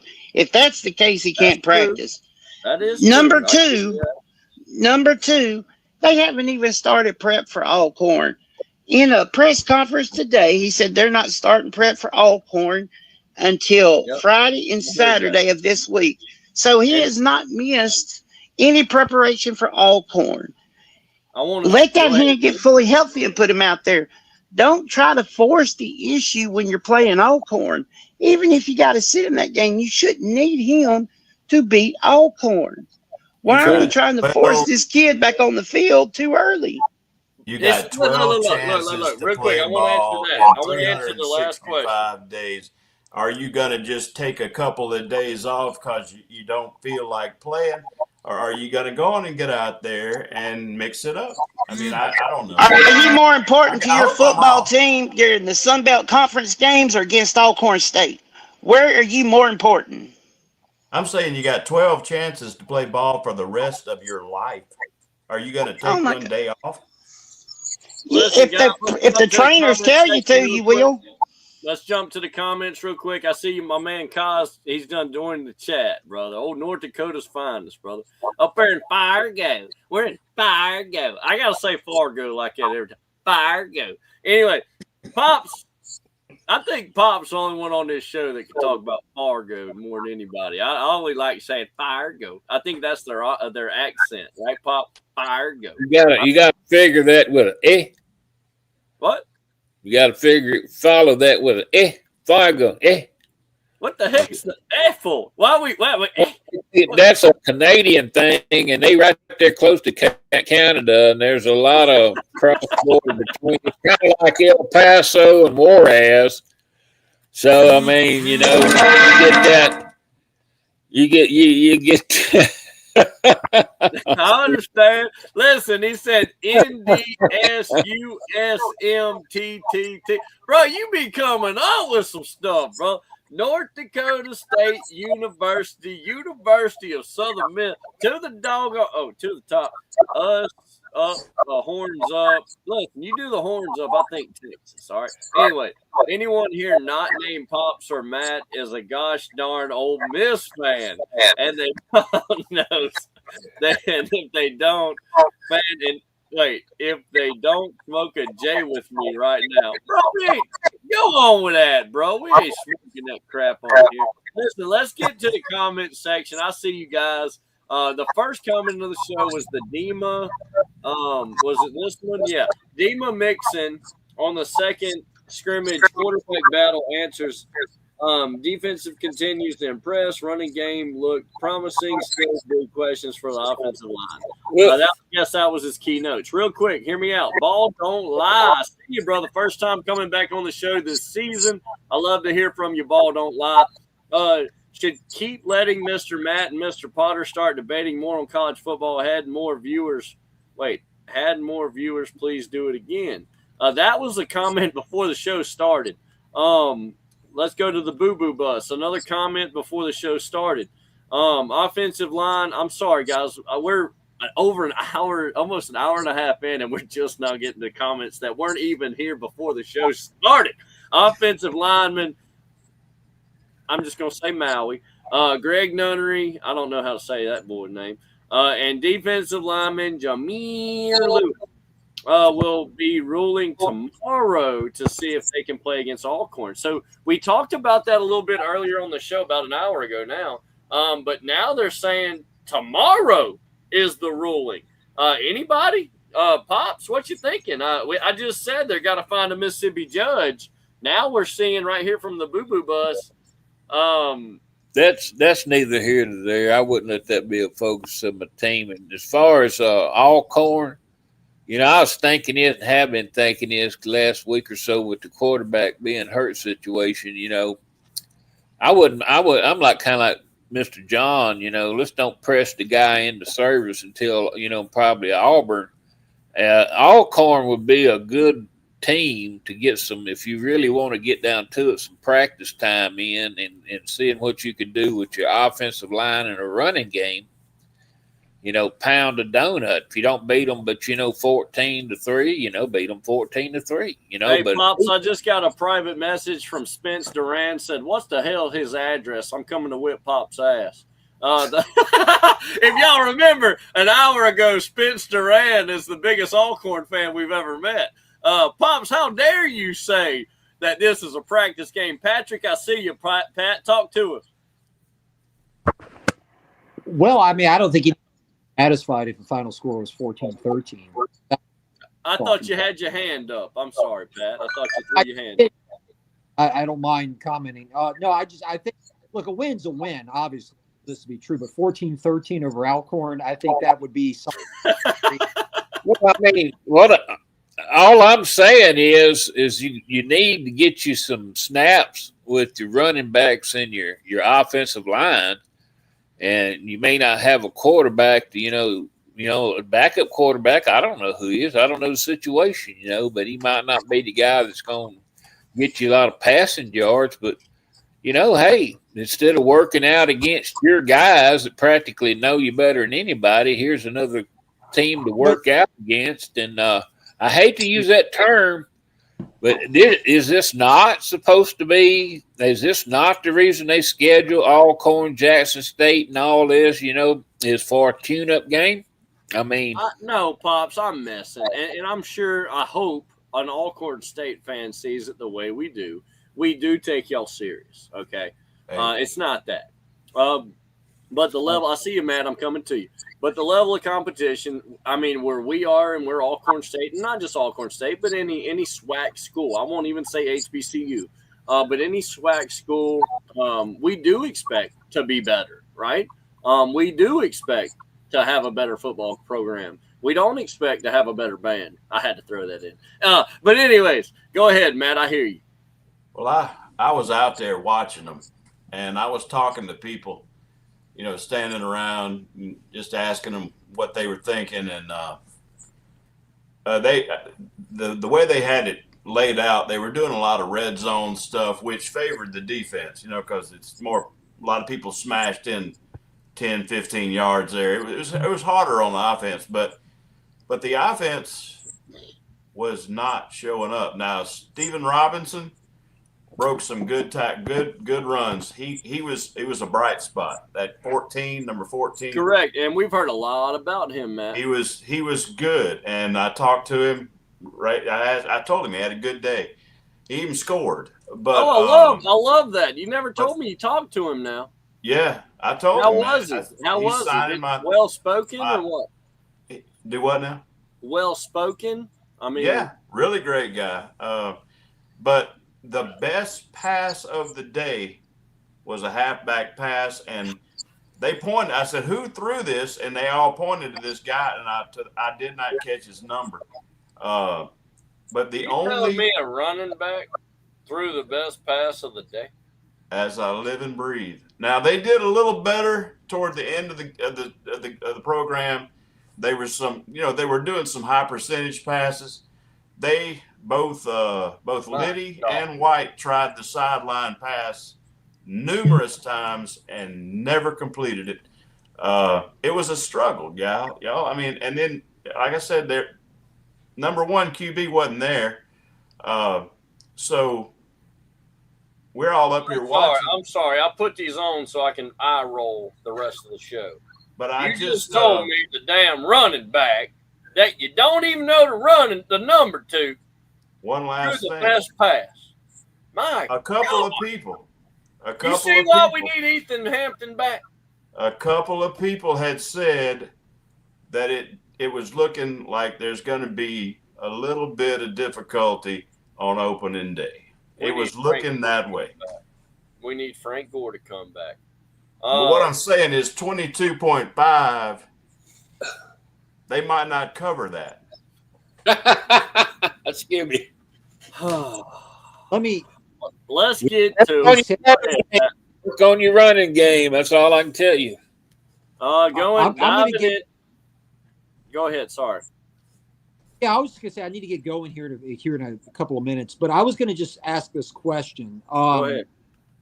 I know Alcorn State is a HBCU, and the idea is there's still a level of separation between Southern Miss and Alcorn. Do you think that separation has kind of been closing over the last 5 to 10 years, especially with this new era? No, you don't think so? Okay. No. You don't think there's not between FCS and FBS programs? No. That's why you've got I think North Dakota State should have been in D1 or FBS a long time ago. We all said that with but no, there is a marked difference between Southeastern Louisiana, who's a much better football team than Alcorn State, and even Southern Miss or Louisiana or Monroe or La Tech. There's just a it's size, speed. What they say, John? There's levels to it. There's levels. There's size, speed. It's just a different game. It's like you go from high school to JUCO, from JUCO to FCS, FCS to FBS. You know, now, it's just different. Patrick, I understand what you're saying. But I'll say it this way. The level from Group of 5 on down to the Power 5 has grown tremendously bigger. I'll go there. But our gap, I see what you're doing, but our gap with us and all them, I feel like it's about the same, honestly. John. But say from us on up, oh brother, they got a guy out there playing center for Southern this year. All right, Patrick, I love you, man. Right, man. Thank you for joining the show. And you represent Southern Miss out there in Screwstone. Later, Patrick. Love you, man. But they to the later, top. buddy. They got a guy. Patrick, brother. They got a guy named Joe Rounds playing center right now at USM. And there's an article on that little app they have. He even talks about the difference between his, I think, Virginia, Commonwealth or wherever. There's a small school he was at, and he talks about the exact difference you're talking about. That they have a different. He's talking about recovery time, diet, practice facilities, all this kind of stuff. The support system for a Sunbelt team versus an HBCU is big, and it does make a difference. But I'm just saying what people were saying to me after, the talk is that there's no big shining star on Southern's team. So you're looking at. You got to remember. Hold on. You got to remember. If you'll go back last week, Blake Anderson had to run their butts into the ground. He ran them till their eyebrows fell out on Friday for about 4 hours because they had a little incident in Hattiesburg on Thursday. So they came in, and Blake Anderson, they came in that Friday scrimmage dead-legged. And should he have ran them? Absolutely. You do what you got to do, but they came into that scrimmage dead-legged too. I don't take much. I'll be honest with you. I don't take much from these scrimmages because they've all been situational. They haven't been a game style scrimmage. So you got offenses out there running 10, 12, 14 plays in a row. That's not the way it works in a game. That's not the way it works. Let me add this. I might have. You were there? When I was at I didn't see it. Could have possibly been. Do what now? Yeah, let me add this too. It's something that everybody fails to realize is that these guys, the D ones and the offensive ones, they practice against each other quite regularly.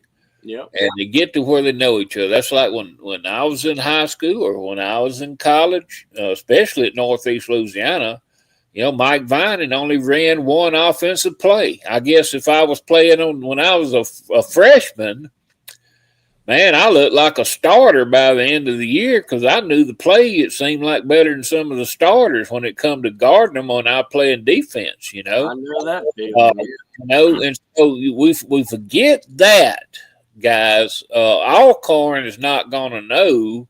You can watch whatever film you want to, but you're not on that field every day guarding that guy. Like the defensive backs that's guarding the wide receivers, for USM, they learn everybody's the way they look, the way you can tell in a guy's eyes, okay, we see that you got something, okay? Keep talking, Pops. Ignore me. Well, I'm not ignoring you. You got that up there, okay? That's bad for your health. But anyway, this show's bad for my health. I need sleep. Anyway. But anyway, you can tell by somebody's expression. You get to learn who's fixing to be a target in a pass, and or a running back when they fixing to get the ball. I mean, it's muscle memory. We've talked about this. You just learn each other. But when you go to play an opponent, they don't know that. Even though they watch all the film they can watch, they still those little characteristics that they don't. What Pops is talking about is this defense has been practicing against this offense for a month now. They know it inside and out. They know what they're going to do before the snaps. Hell, they probably even know the audibles at this point. So when they're reacting because they know what's going on. That's right. It's a lot of. I mean that happens. I really would have loved to talk to you about this while we were watching, but I did not. What I was trying to touch on this. I don't know any other way to explain it. There's in an excitement, there's a type of tension. There's a feeling of intense. It's not there. There's no confidence. There's no intensity. There's no fire. There's no killer instinct. Real. I understand. Well, number one, they ran the day before, so they're all dead tired. Number two, they've been practicing against each other, and they're tired of looking at each other. And number three, you're asking guys on a Saturday when it's 100 degrees in the morning to be lively, happy, and excited about hitting each other in the helmets again. That's it. But you're going to get these type of practices. With that last comment, we're going to have games at 11 o'clock now. You play like you practice. I don't know about that. That's an old cliche. You practice like you play. If you're gonna give me what you gave me, I'm talking about there is no fire. That's it. This ain't high school. This ain't elementary school. This ain't youth leagues. This is college football. There's a difference. You don't remember Drew Brees? Hold on. When Drew Brees before the game, you never saw him get some? There has got to be some emotion coming from these people. Drew Brees was a leader, and he went before the game. He told everybody, "We're gonna play, and we're gonna win, and we're gonna do what we're supposed to do." Have you ever watched a preseason game? They ain't no liveliness. They don't care. They're out there going through the motions. When it gets to, you're talking about before a game, and you're trying to compare before a game to the second scrimmage when they beat. That's not even a fair comparison. I'm saying I hope you're right, but I've seen a lot of spring and fall games, and scrimmages. When y'all played scrimmages at Northeast, you took it serious, or just? I mean, you better. I'm just gonna say this. You better take everything serious, and every practice was coaching staff I played for. If you didn't give it your all, if they looked at it like this, if you wasn't going to lay it all out there during practice, then what was you going to do in the game? That's how Exactly. I feel. There wasn't John, answer us. no taking. Now everybody don't know. Let's be honest. No, Pops, they Everybody's tired. They ran the day before. well. I understand that. I understand that. But everybody, There we got. Oh my God. Yeah, now hold on. They did get in a bunch of trouble, Pops. I want y'all to know they got in a bunch of trouble, and the coach made everybody's not them Bo Jackson. Everybody's not Bo Jackson. Everybody's not Marcus Dupree. Okay, those are few and far between. These guys, I understand John Potter's point because listen to me. It happened one time to us. Well, I forget who we played. I think it was Texas Arlington, UTA, and we were supposed to win that game, and by way better than we did. And I think we barely skimmed by, and it's because of us. The night before, we all kind of, had a little bit of activity, that night before the game. Boy, don't tell on yourself, Pop. A couple. I know this one guy that missed breakfast, barely made the bus to go to shoot arounds. I just know this guy. I don't know how, but Don't tell on yourself. the game happened, and it was horrible, and it was like a 4-hour drive back to Monroe. And, by the time we get it through press meet and all that kind of stuff with the coaches, and then they feed us, and then we get back to Monroe, it's like 2 in the morning, 2:30, something like that. And everybody's wanting to go crawl into bed, but we don't. We crawled into the gym, and we experienced hell for the next 4 hours. And then we got a little sleep and had to come back and experience it again. And then we turned around the next night. What year was that? And played. What year was that? Oh, heck. I think this was 87, something like that. In 96, they put rules. You can't do that anymore. But anyway, that's back then. And but you get zapped as a player. I understand the guys, especially in the heat and everything. If you run and you was pushed and you run and you get dehydrated, it takes a while to put that back in your body now, guys. I mean, everybody. Yeah, and also, Pops, I do want to say this. Nobody complained about the intensity and everything in the first scrimmage. But remember, the day before the first scrimmage, they had a walkthrough and was off.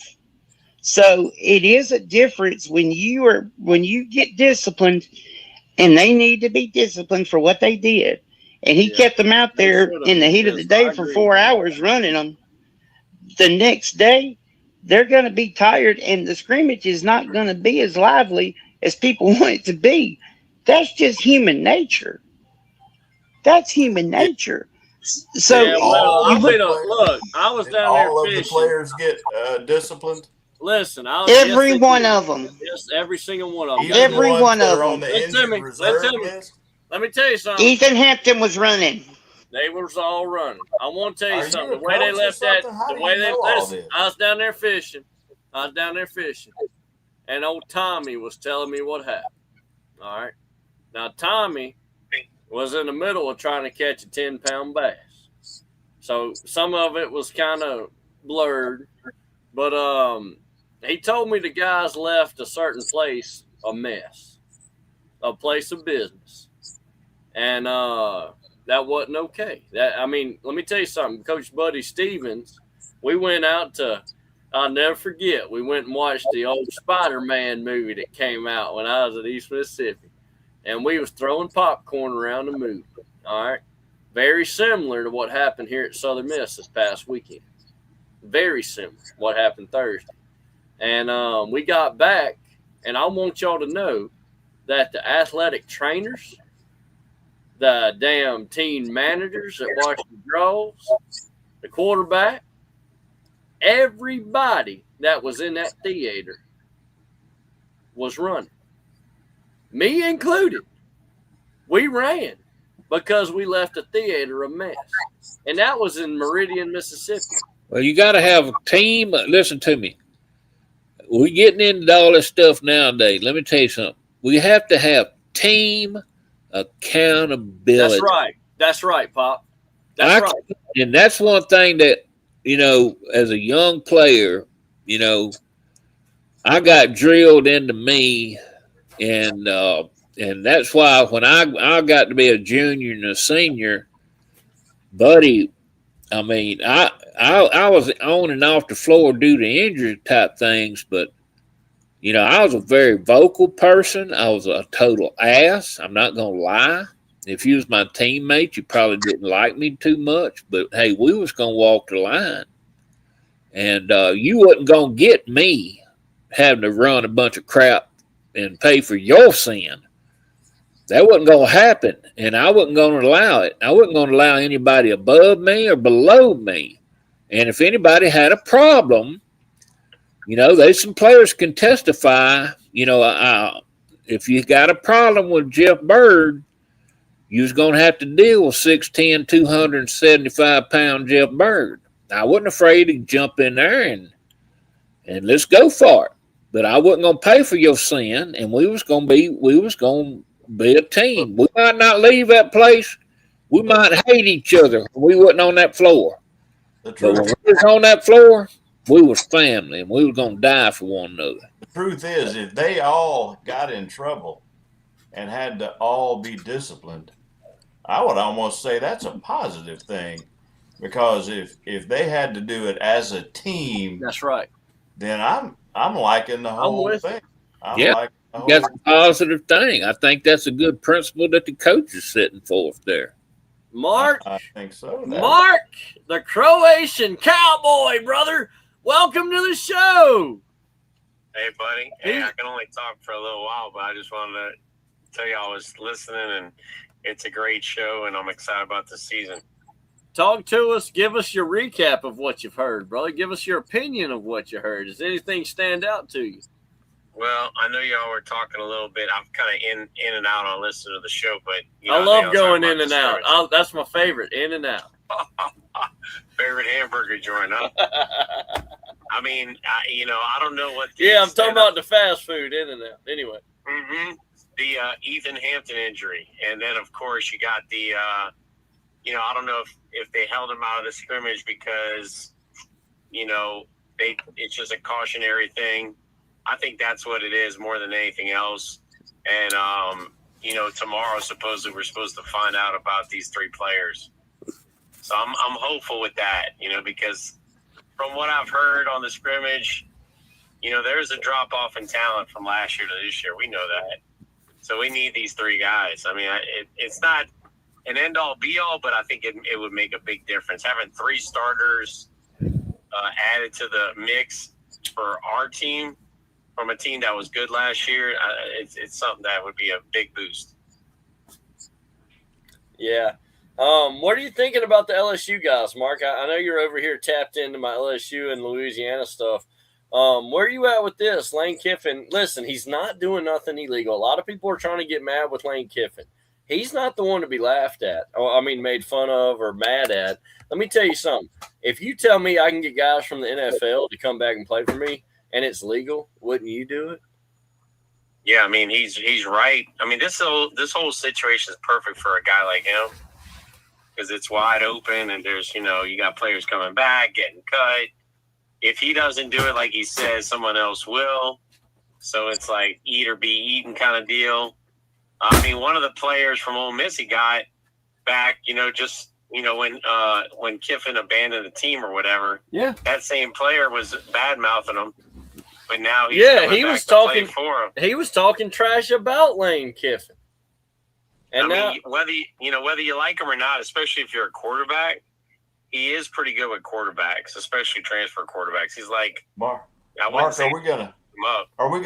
are we gonna be talking about buying Lane Kiffin out if he doesn't make the playoffs this coming year? No, God, no, not the first year. What about year two? I would, I think so. I think Southern Miss might have to go get Pavia right now. Oh, Diego Pavia or Cade Klubnik. They said Cade Klubnik's trying to come back to college football. Didn't the SEC come out with a ruling saying that as in a conference, they were ineligible. Say I that think again. the SEC came out. The SEC came out today and said by their conference rules, they made a conference ruling that those guys are ineligible. If Now I'm not mistaken, I know the Big Ten did it maybe 30 minutes before our show. I think I the thought SEC did it earlier today. Now, y'all can correct me if I'm wrong, but I thought the SEC just put out there highly, like basically like with the mask thing, we highly, like what's it called? Discourage. We highly discourage this to happen. I don't think they made it an actual thing in the SEC.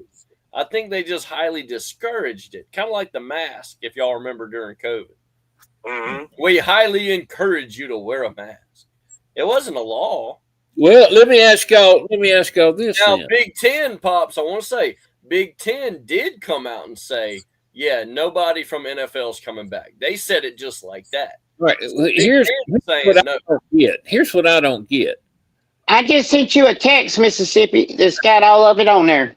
So my rights is I got something. So here's Go ahead, something Pop. I look at, and it had been such an aggravation for me. I seen these guys get 6, 7, some 8 years eligibility. Oh well, they had this injury and they had that. So where was all my rights back then? And where was my rights on transferring? It just.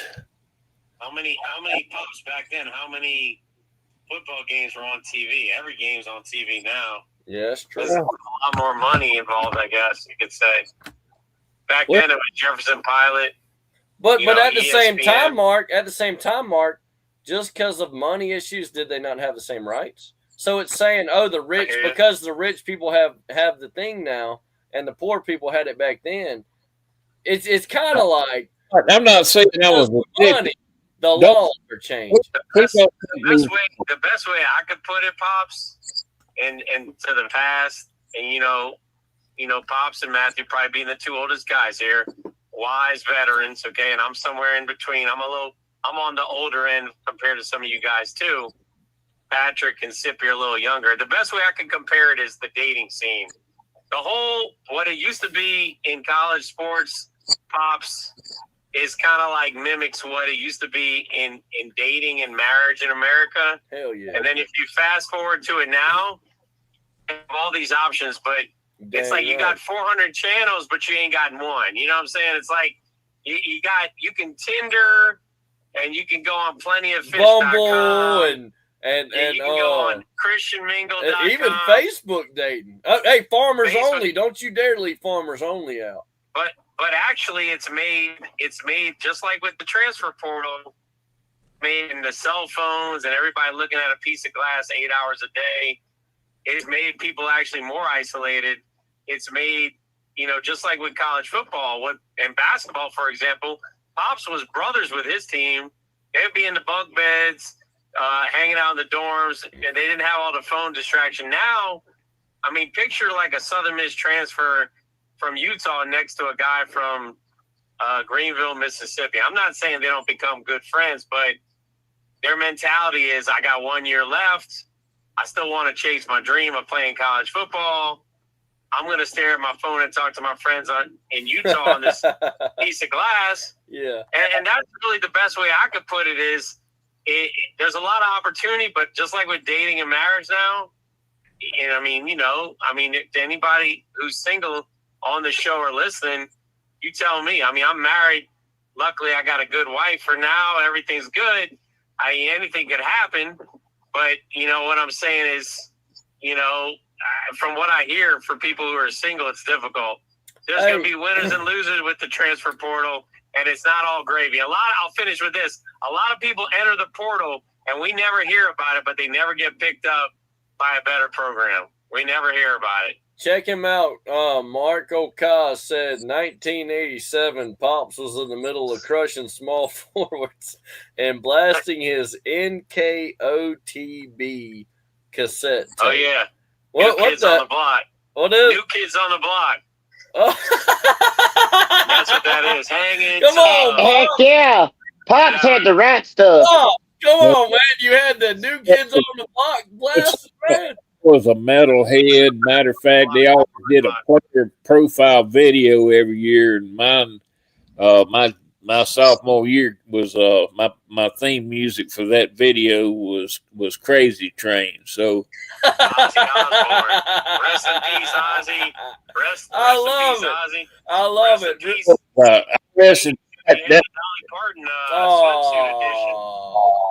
Rest in peace. God, she was a beautiful woman. Yeah. That's Hey, tough. Sippy, did you read that? Did you read that? What I sent you though about the SEC, about what they did? I surely did, and it sounds exactly what the Big Ten put out. Yep. Basically, the SEC put out if you've declared, not played, nothing like that. If you declared for the WNBA, I don't see MLB on there, by the way, but NBA, NFL, everyone except the MLB. I don't know what's up with that. But it says if you've declared for these leagues that you're basically ineligible. So there's that. Kaz said 6'10", 275. Damn, Pops had to bully folks being that big. Pops, were you a bully? I'm just gonna say something. I hope it don't get nobody in trouble, especially me. Talk to me. Being white, okay. I was referred to, and I've always been the white boy on black basketball teams. And I had to deal with a handful, not all, but a handful of guys in college that looked at me because I was a redneck and talked slow and everything, that I was a Klansman. And I heard it. I heard it enough. I kept to the point where I heard it enough. And I told them, well, if that's what you think, I'm going to give you some of it. No, come on now. Well, hey, let me throw this out there before I forget about it. Y'all talking about LSU, Sippy? If you watch what Will Wade's doing, what he's doing is he's getting players that are like 24, 25 from overseas. Sure did. He got one today that was 7 foot. From Israel. He got a guy from Croatia. So let's say. The Russian's pissed off and he left today. They got the guy. That was I think that was the women's team. There was a Ukrainian girl who left the LSU women's team because they just got a Russian player in, and because of the war, the Ukrainian left. I saw that. Yeah. I mean, what is this? Does Braylon Braxton come back somewhere? Maybe not Southern Miss. I mean, he's not going to make it in the NFL. No, he signed a contract. Hold on, guys. I remember Forrest said he was going to be drafted. Y'all, my buddy Forrest said he was going to be drafted early. Y'all remember that? He actually was an undrafted free agent with the Braves. The Steelers wanted him. Yeah, I remember old Gump telling us that Braylon he was an undrafted free agent with the Saints. Yeah, free agent. That's not what Forrest told me. I thought he went to the camp early, but he went to mini camp, but he didn't make it back. That's an undrafted free agent. I guess Forrest. No, he wasn't on the roster. He never made the roster. He was an undrafted free agent who signed to go to camp. Yeah, again, I'll say it louder so y'all hear me. I think Forrest was wrong because he told me that Braylon was this great quarterback and that he's going to go pro and get drafted early. And let me tell you something. He went to a team that desperately needs a quarterback, and he didn't even – anyway. So, Gump, you were wrong, brother. I mean, but it's a big step up. Let's give an example. Remember the kid from Vicksburg, Indiana? Just about 3-4 years ago. He was from Mississippi. He played at Tulane. Went to Saints camp. He's doing really well in the Canadian League. So is Puka Williams. Well, I got it. Puka Williams from Destrehan. He went to Kansas. Little short guy. Those guys probably have. Gosh, who's got the bad echo? Goodness, can't hear.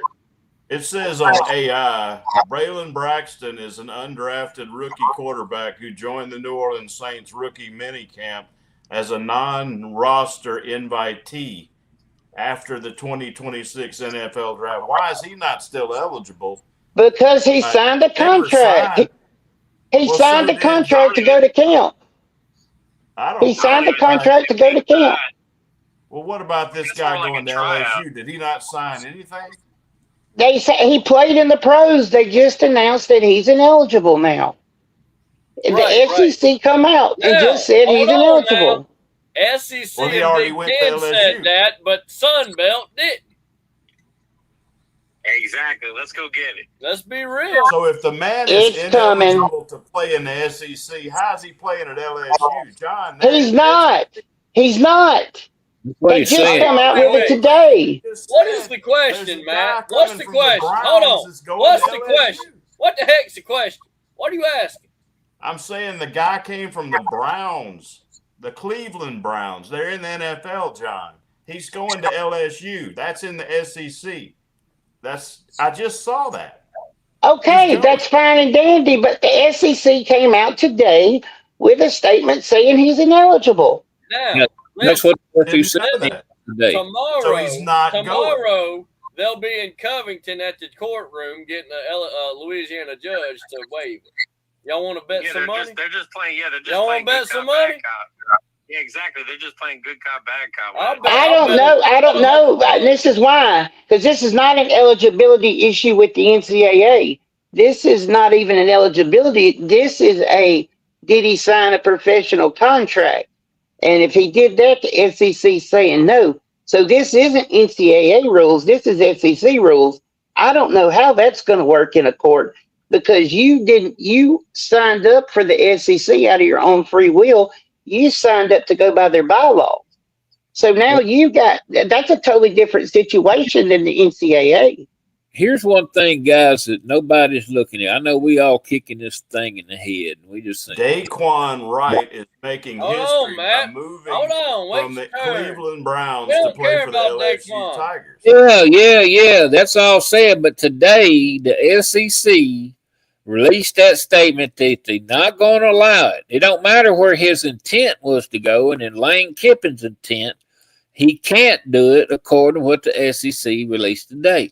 Now, what I was going to say is they put this thing, up there to the Senate to try to get a hold on some of this stuff. And there will be guidelines and everything and limit these guys on what they can do and they can't do. But you're missing the whole thing. It just ain't going to happen. If it passed and gets by the Senate, it's got to go to the House.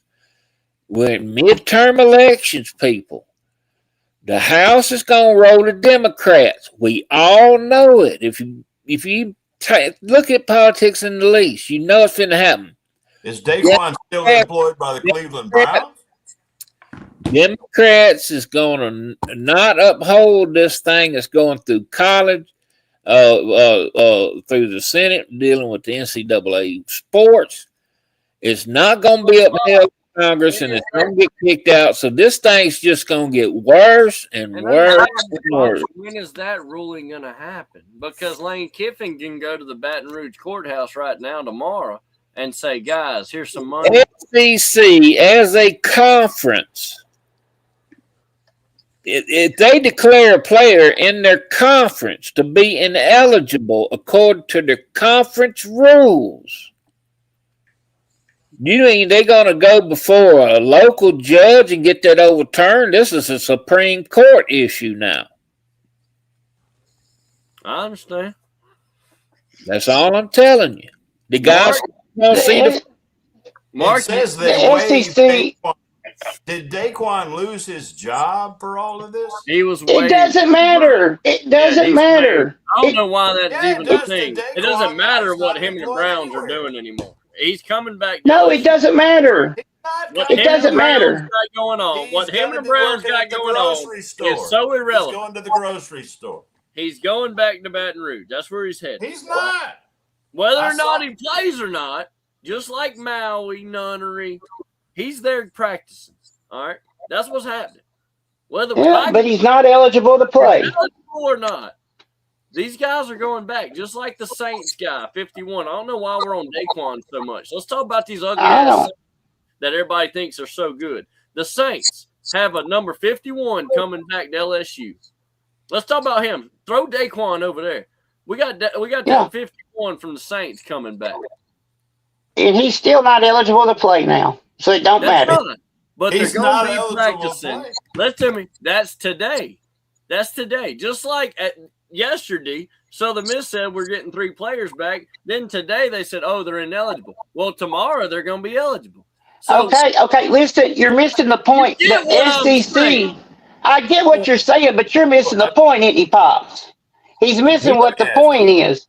The SEC as a conference You're right. said no. Right. But what The SEC as a conference is a voluntary situation. They But look at voluntarily the- went into Now, the SEC. I John, wish you'd look at the mess. what if Look a at the what mess if a this makes. judge overturns that? It don't Look at matter. the mess. Listen, Then the It don't next day, matter. Somebody else. let me explain something to y'all. I don't It know don't matter.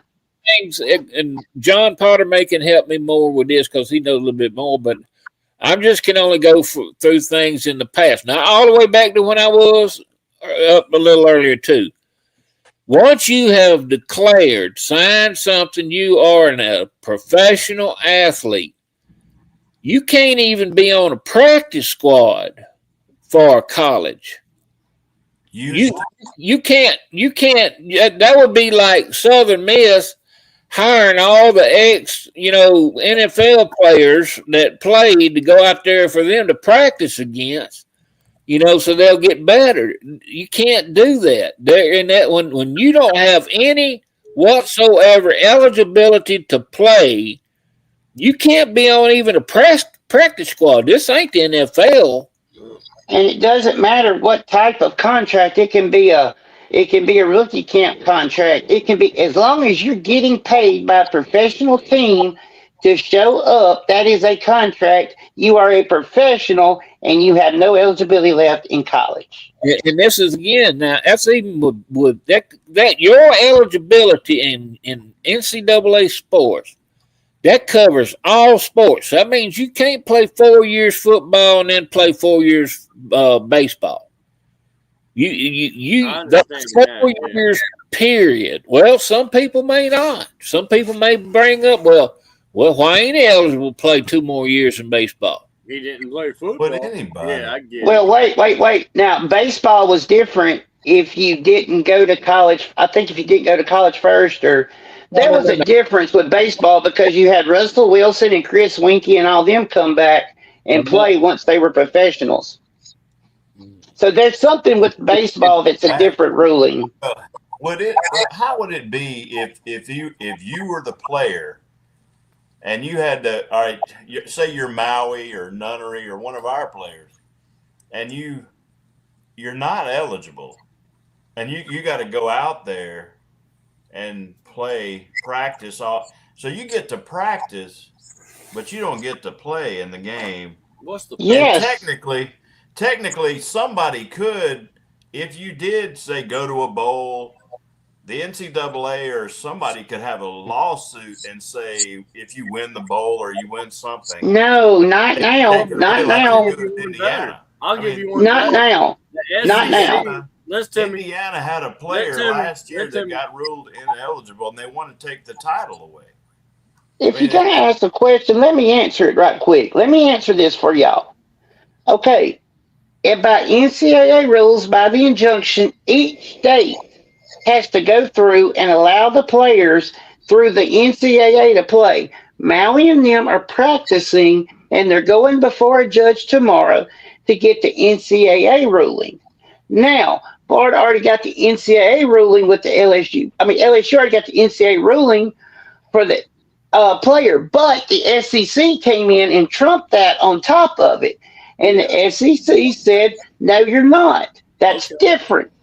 Southern Miss is what Maui and them are practicing because they're going in front of the judge, and I'm pretty sure they have a good idea if it's going to go through or not. And because it's happened before, Southern Miss basketball, this has happened.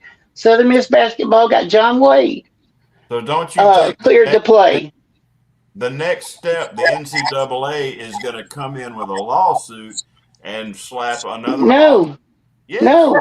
There's No, always- they're not, because all people are going to do is go to a judge and get it overturned. The NCAA has no power. That's why they need the government to pass these rules.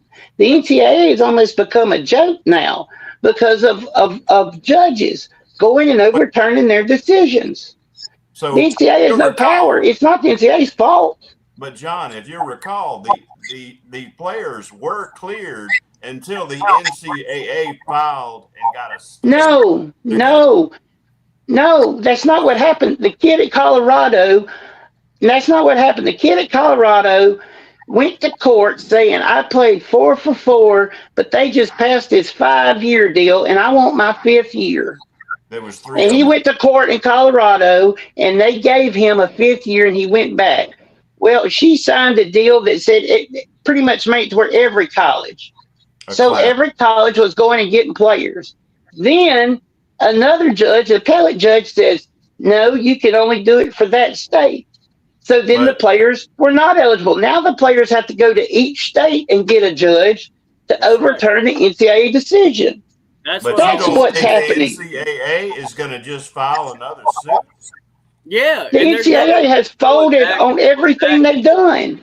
That's what's they put a stay on it at the appellate level. That's why they're having to go to another court. The NCAA, no, they're not giving up. The NCAA doesn't have enough money to pay lawyers for all these suits that's coming from every which way. That's how come the NCAA is practically laid down to a lot of this stuff. Yeah. That way they have turned it over to the United States Senate, Congress. That's right. But even at that, the Senate, I believe, will pass it. I believe the Democratic-led House, that's what's going to be happening when we look at time frames for all this to get by, because of Democrat being largely minority-led political party. They're going to fold on it. It's not going to hold up. If you want to know what the NCAA is going to do, just look at pay for play. They did not want to have pay for play. They took them to court. They fought it a bunch, and then the NCAA folded and said, "Okay, it's the Wild West out there," and that's how you got NILs and collectives. And then later on, they went to profit sharing models, and that's where we're at now because the NCAA folded. They're going to fold because they have no power. They're not going to come back and do another suit. John, I can go file a lawsuit. I mean, it doesn't take that much to hang something up. You could go to far to file a lawsuit. This is going to lead to one of your quarterbacks having a Goodyear wrench or Nike or Converse, Adidas, or Walmart patch on his jersey because that's going to be his other sponsors that he's sponsoring. And it's going to look like NASCAR out there before it's over with, people. It's a situation. Hold on. You're talking about individual sponsorships for players? Yes, it's going to happen. Oh, it's going to come. Like UFC it's going to come. Used to have. It's going to happen. It's coming. Hey, Sippy, they already have it now with collectives. Players are already doing commercials for businesses, so those businesses are sponsoring that player. I understand. It's the same thing. I understand that, Potter, but having it on your jersey, I thought that was an NCAA rule. All jerseys had to be the same. You're not listening. NCAA, all you got to do is have a couple, handful of players challenge it in court. The NCAA. That's what we're saying. Come on, Pops. When we gonna draw the damn line? They ain't on the line. Hadn't you been around for the last 15 years here and seeing this whole thing put up? That's enough, man. There's no line drawn. Nobody's disagreeing with you. It's just the truth of the matter is the NCAA has no power anymore because of judges. They take them to court. Why are we doing this? Why are we doing this? Hold on. We play for an NCAA national championship. Which brings back to the point I was making earlier. It will be so much better when the SEC, the Big Ten, and the big conferences form their own league and let us go back to where the NCAA was. Let them go fight the NFL. Amen. And then have the NCAA, everybody can sign the NCAA rules and go from there. Yep. Let these teams that think they're going to fight the NFL aren't going to win that battle. But let them go fight it because that's what they're going to end up trying to do. Yep. That's why I keep saying let those Power Four conferences go. Man, There's some of them in the Power Four that's not going to go with them. Look, I wonder why they don't. Because when go ahead. Are they keeping the group of five just for the money, so they can have? I guess it would be a benefit for the large. They still would need a couple of teams to play for their non-conference play. Matt, Mr. Matt, group of Power 5 schools are now the equivalent to Major League Baseball's farm league. Minor league. Well, we call even teams. You know, that's their brood. And on the last show we talked about, or 2 shows ago, I think it was, we talked about, my kid, right? And if he wasn't, say, an Alabama, Texas kind of guy, do I want him to go junior college or what? And the answer is no. I want him to go to a smaller G5 school for a year and then go to the big school. Yeah. Well, you might as well get junior college in this point. They did valuations of, say, Texas and the Minnesota Twins. The Texas Longhorns were valued at $2.46 billion. Good. The Minnesota Twins are valued at 1.9. A major league team, professional. So that's why we talk about money. And I want to say this, John. We're talking about just the football program. Just the football program. But if you wanted to, let me throw this out there. Go if ahead. You put it in AI, what started the lawsuits in college football? Lawsuits in college football started because the NCAA strictly banned players from making money and limited their eligibility, which courts later ruled violated antitrust laws. So and we all agreed. Let the lawyers ruin this. We just said that earlier. We just said that. There's a case that happened back about. I'm just saying. Hold on, Pops. What you got? Listen, this was already going on, and it was even talked about way back when. Why don't we get some money? I remember all that. But one of the main players that surrounded one player that really got this thing really kicked in the butt. And I don't know if John Potter may agree or not. I think I know who you're going There's to. a Johnny Manziel situation. I knew it. I knew you were talking about Johnny football. Yeah. I knew it. And then, guys, that's where it started. About the same time that this all come out, ESPN come out with 30-30 on the U. Yep. About how much football the University of Miami brung in because of the guys that played there. Mm-hmm. And the NCAA getting all mad because these guys was getting a little on the table, and they got upset. Johnny football, Manziel, could have had his, nailed to the wall. Because the kid was making a couple of $100,000, probably a month signing. And that's all he's doing. Man, they was on him and this friend of his was jetting all over the country, man, 4 or 5 times a week doing signing deals with people. It was if you really look into what this guy was doing, and people listen. This was a boy. He was not a man. And they created a monster there. He created a monster. And look, he loved to party. So I could add on to that right quick, and I'll go with this. Players getting paid in college football has been going on since the 60s and the 50s.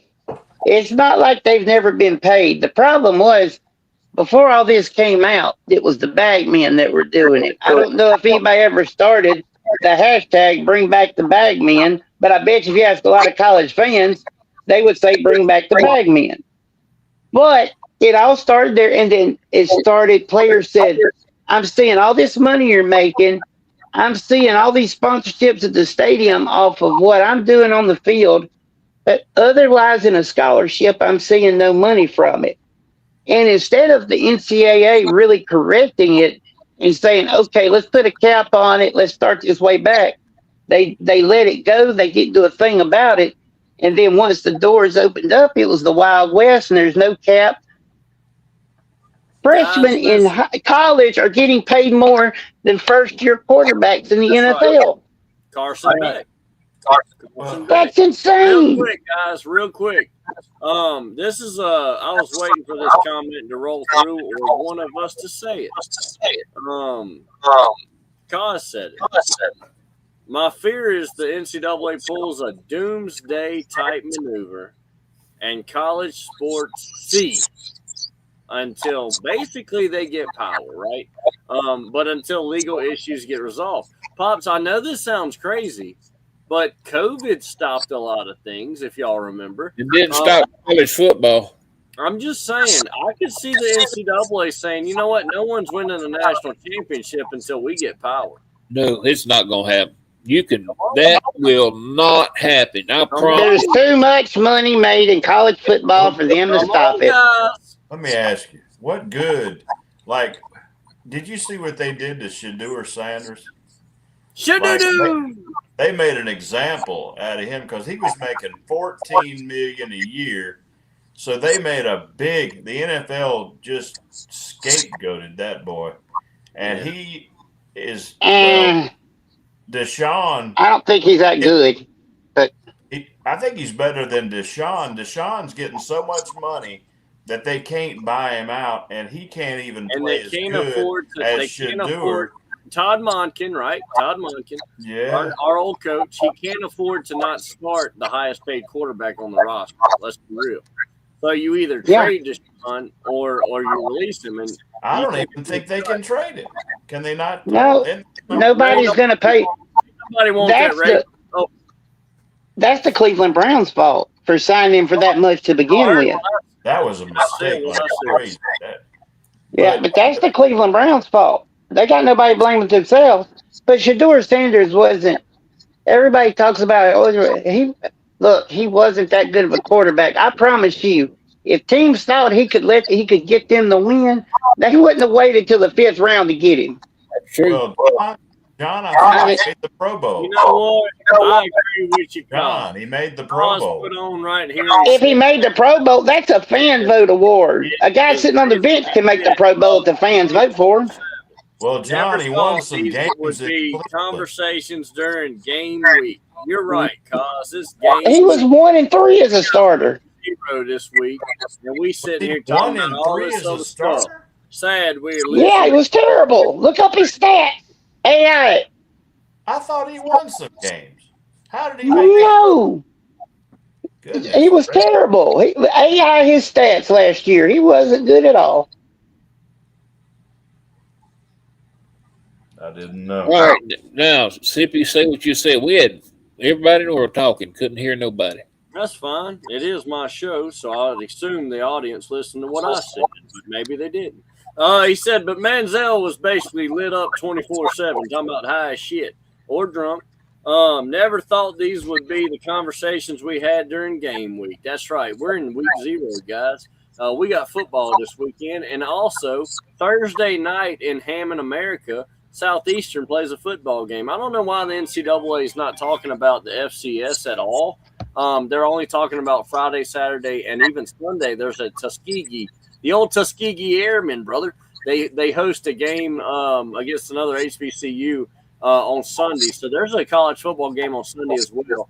But don't forget, guys, I saw that NCAA is only really promoting Friday and Saturday and Sunday. They're even, like I said, they're promoting the Tuskegee game. But for some reason, Southeastern Louisiana, Pops knows this team as Houston Baptist, but now they're Houston Christian. I'm sorry. Yeah, they're Houston Christian now. But Southeastern's hosting Southeast Louisiana, not Southern Baton Rouge. Southeast Louisiana is hosting in Strawberry Stadium. Houston Christian on Thursday night on ESPN Plus. I want to go ahead and do my plug and say, yes, we're going to be live on Thursday night, people. But also, this game's at 6 o'clock. I'm going to stream like we used to do all the time, streaming these games on my show. We're streaming the Southeastern Lions, baby. The South. You might say, Sip, why the hell you gonna stream Southeastern? Well, I'll tell you why. There used to be a guy named Trey Lowe show at Southern Miss. Y'all remember old Trey Lowe? Anybody? Old Trey Lowe. That's okay if you don't. I don't give a shit. His little brother, Kyle Lowe. That's right, Trey Lowe show. His little brother, Kyle Lowe, is at Southeastern this year, and he's a starting quarterback. And Frank Shelfo, the old coach over there at Southeastern, has got the Lions rolling. So Hammond America, this is your shout out. Screw the Bison in North Dakota, thinking they're the team that wears the yellow and gold. They had to go out of the division, go on out. They got kicked out of the FCS. That's right, I said it, kicked out. And the real team that wears the yellow and gold, I meant yellow and green. Southeastern is playing Thursday. So we got college football in 2 days, Pop. You know what? I know you love Southeastern. Let me tell you something. It was Southeastern's last year in the Southland Conference basketball. And we went down there and play them. And I couldn't tell you none of their players' names, but I was on defense. I was on defense, and they had a big old boy, and he turned around and had his elbows up. He caught me on my right eye, right up under my eyebrow. Oh. And he cut me from right there all the way over here.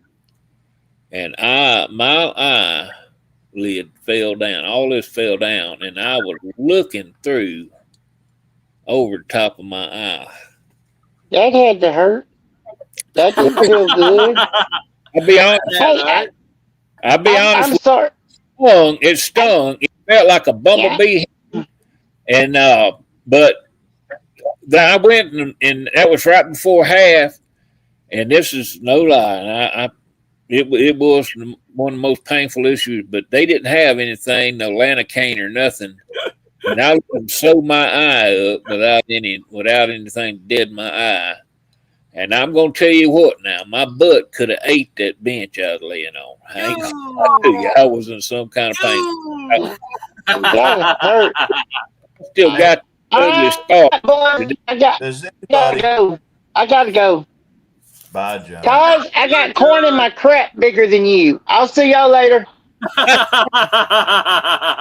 Love you, brother. Hey, the great. Listen, he calls himself Cos. He calls himself MAGA Cos, old North Dakota State's finest, all that crap. Let me tell you something. He's the great Wizard of Cos. That's what I'm going to call him from now on. He's the Wizard of Cos. Mark, I got you on the show. Talk to me. Yeah, buddy. Where do you find yourself in all this turmoil? It's hard to like really kind of siphon through it all and know where you stand. I had 3 different comments mad at John tonight for cutting folks off, and I'm the master of cutting people off. What's up with that? Hey, has anybody looked at the games this Saturday? I mean, Memphis. I was trying to, and y'all kept fighting. Memphis UNLV at 9:00.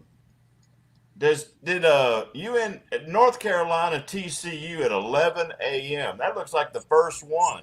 I looked at that game, and I'm going to tell you right now, on paper, I'll just tell you, TCU's offensive line, if you look on the average, is 6'5" and 320 pounds, and their average classification is a junior.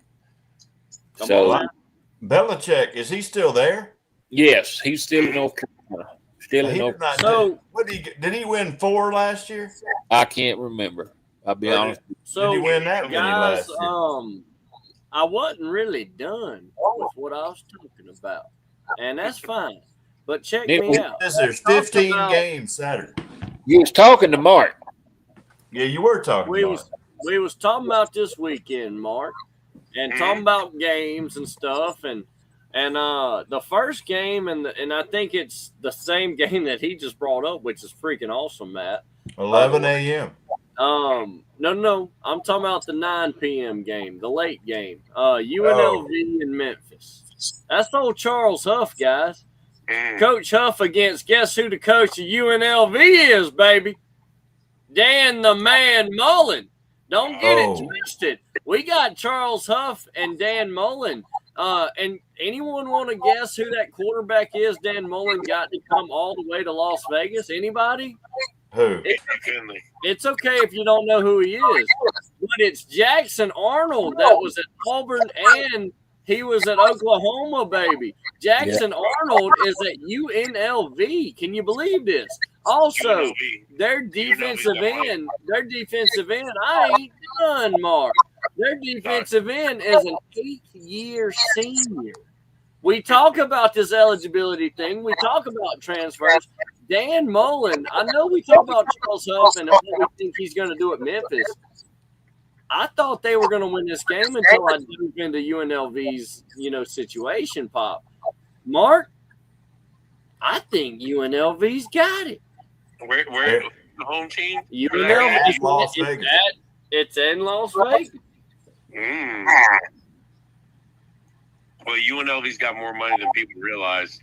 And I'm not saying that there's certain teams in Division I football that I always bring up as having the easy path to the college playoffs.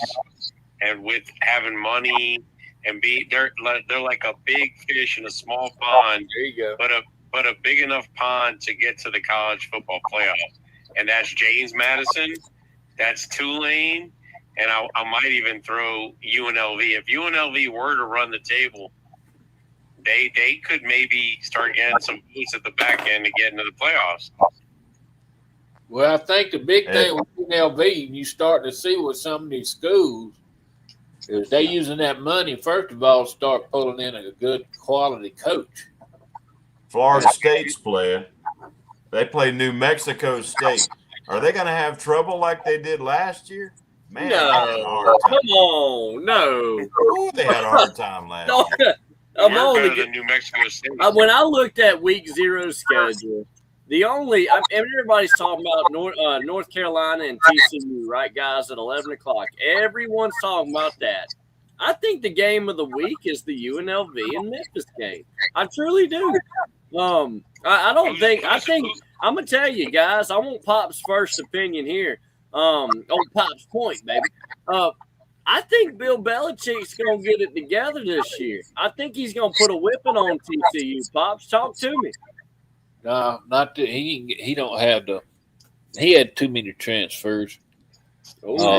Big roll over there on the offensive line. I think he's put. This is more like Deion Sanders, but just a worse nightmare. Heard that. Let's go around the room. Matt, where you at with the old North Carolina and TCU game? I don't know who the TCU coach is, but I watched North Carolina the opener last year, and they were talking about, Belichick, man, they're going to roll. The Tar Heels are going to have a year. And I remember his comment was like, we're going to be competitive or something like that. And I didn't realize, but when I saw them play, man, it was so weak. They were they did not have anything at all out there. Well, if you they got the ball first in that game, and they went right down the field and scored. Yep. And I thought, my goodness, this is going to be the real deal. And that was it. Pew, like a bottle rocket. Pew, pop. Nothing the rest they of the didn't whole put it all year. in one package, did they? Talk to me, Mark. Sad, man. I'm sorry. Talk to me, Mark. Where you at with this? Does Bill Belichick get it together? We call him Bill Bank-a-Check, baby. Come on now. What do you think, Mark? Bill Belichick in North Carolina, the fighting Michael Jordans versus I think you might have told me that one time, the fighting Michael Jordan. But I'll say this. I'll say this before I forget. His quarterback last year, Max Johnson, who started, he's Brad Johnson's son. Max Johnson started at LSU. I think he actually started he's been around the block. I think he was at A&M for a while. Then he went. He was at LSU, I think, to start. Around the time T.J. Finley was at LSU. Then he went to UNC. Now he's in the Sun Belt. Yes, sir. He's at Georgia Southern, baby. Let's roll with it. I mean, that's what I come to. And all I can say with this game, Memphis and what was he? You said Memphis. Oh no, TCU and UNC. I mean, it comes down to quarterback play. Belichick had a really good quarterback with New England. I think that says a lot. You know, it makes or breaks a coach. I'm a Belichick fan. He's a Croatian guy like Pete Carroll and Saban. That's all good and gravy. But if you don't have a quarterback, just like Sean Payton had Drew Brees, that kind of makes or breaks you, you know? Mm-mm. They're saying 7.5 underdog, North Carolina. 74% TCU going to win. So that's what's on this site. It don't look good for North Carolina. I think this is actually a rematch from last year. Am I wrong? Dang, I got old Kaz going at John in the comments, brother. Kaz, ease up, brother. John ain't even on here no more. You let that ride, brother. Kaz mad. I ain't even gonna put your comments on the screen. Hey, anyway, somebody Kaz mad at John, brother. I learned tonight John is anonymous for a reason, because John knows more than he's letting on. John Potter from Monroe, bro. Them boys from Monroe. You gotta watch them guys. I don't know about. He's not showing his face because ULM alum over. There's something going on with that dude. That's why you gotta watch Pops, man. They're all about ULM. When you hear Jeff Bird, you better run, brother. No, listen, ULM deal, guys. And I don't really care if anybody in Monroe hears this, but the biggest mistake they ever done with that program is go Division I. It's been come on, Bob. Hey, you know what? You're right. You're right. It has been an absolute disaster. The only thing that they ever done that was worth a hand fart was when they beat Saban his first game in Tuscaloosa. Oh yeah, that is right. That was something. So they have that. Terry Bowden, right, Pop? But didn't they have Terry Bowden?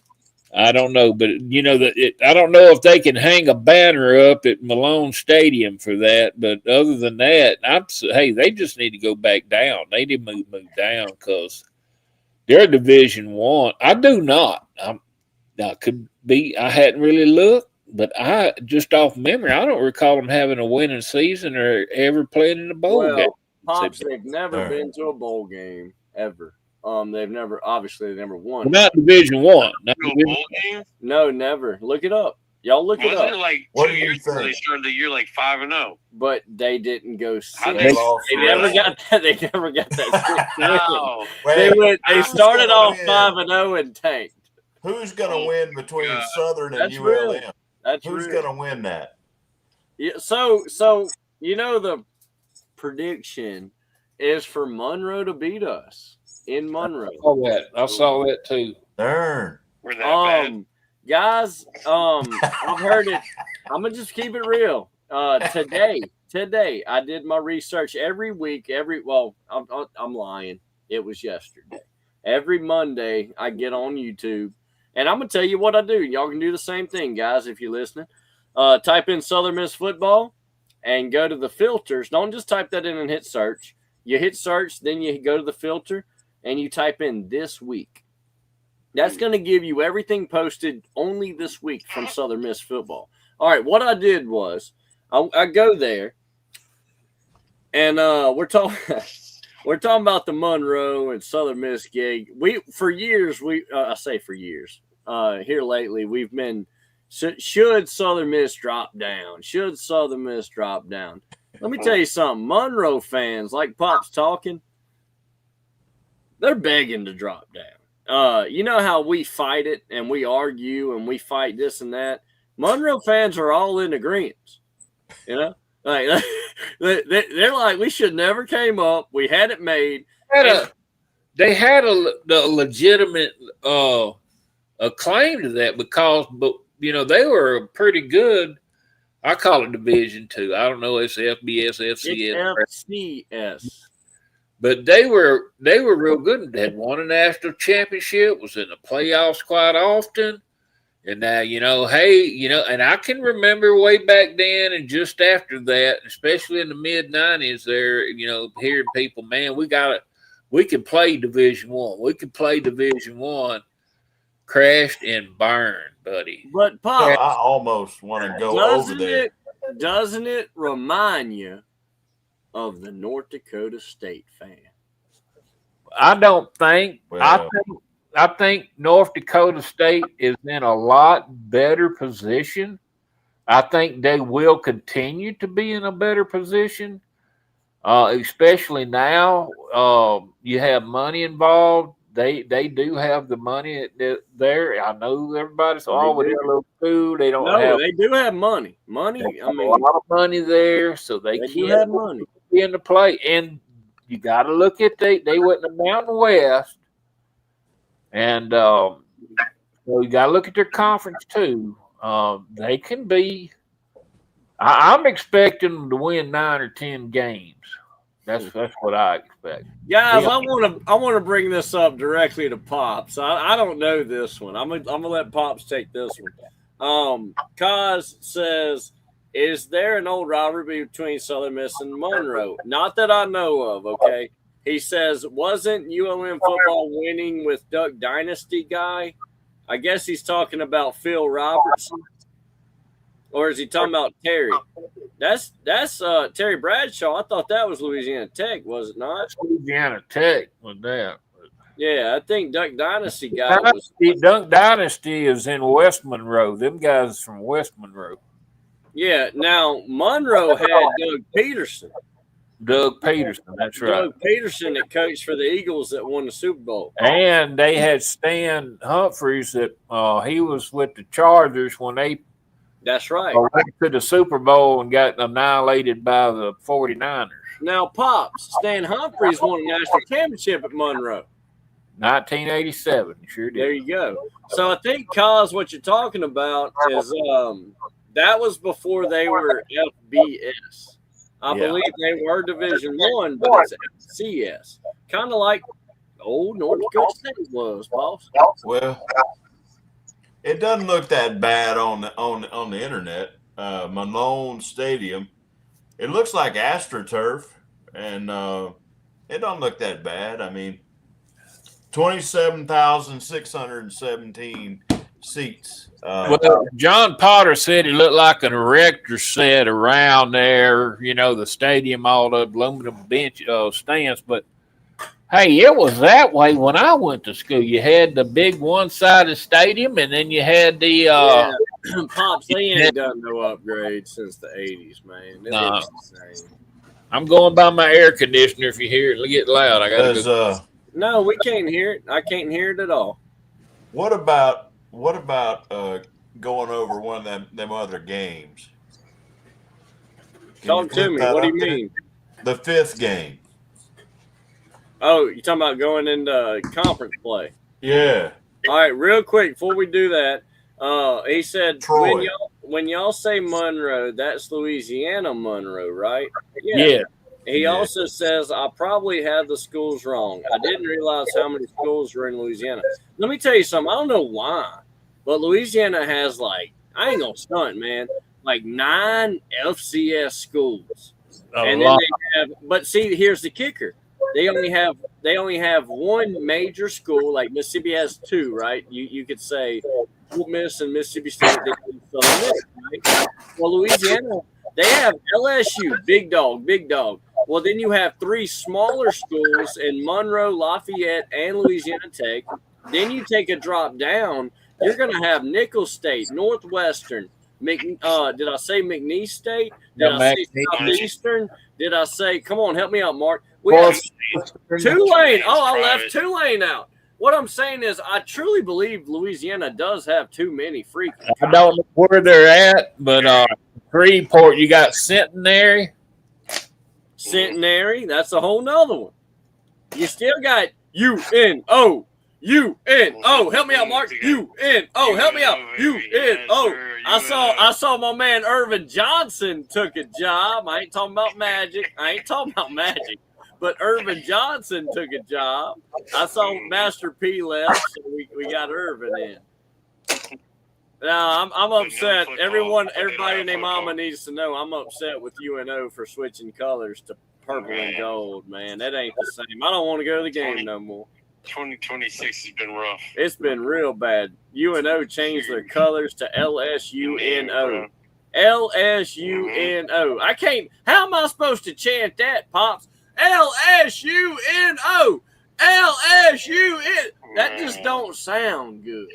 We're not going to do it. No, we're not, Mark. Damn it, we're not, Mark. And if you do it, I'm strangle you, doggone it. All I can say is, and they'll say it legitimately from really deep down in my heart. If you want to win, put Bird in. Hell yeah, brother! Let's go, the Bird man. It says it takes me 3 hours to get to Troy. Hey, I know Pops probably heard that too many times. Are you related to Larry Bird? Are you related? Is that your brother? Is that your daddy? Oh, Pops, I know you heard it. His spelled B-I-R-D, and mine was B-Y-R-D. All right. But nobody ever asked you that. Come on now. 1,000 times. That's like people used to ask me about. And I got so tired of it, I came up with my own thing. Actually, I came up with 2 things. They'd ask me, and it never failed. Everywhere I go, man, how's the weather up there? And then the first one was I kind of spit in their face and told them it was raining. And the second one was I tell them, hey, man, I got a phone in my ass. Why don't you call and find out?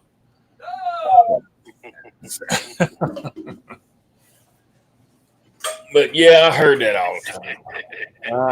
all the time.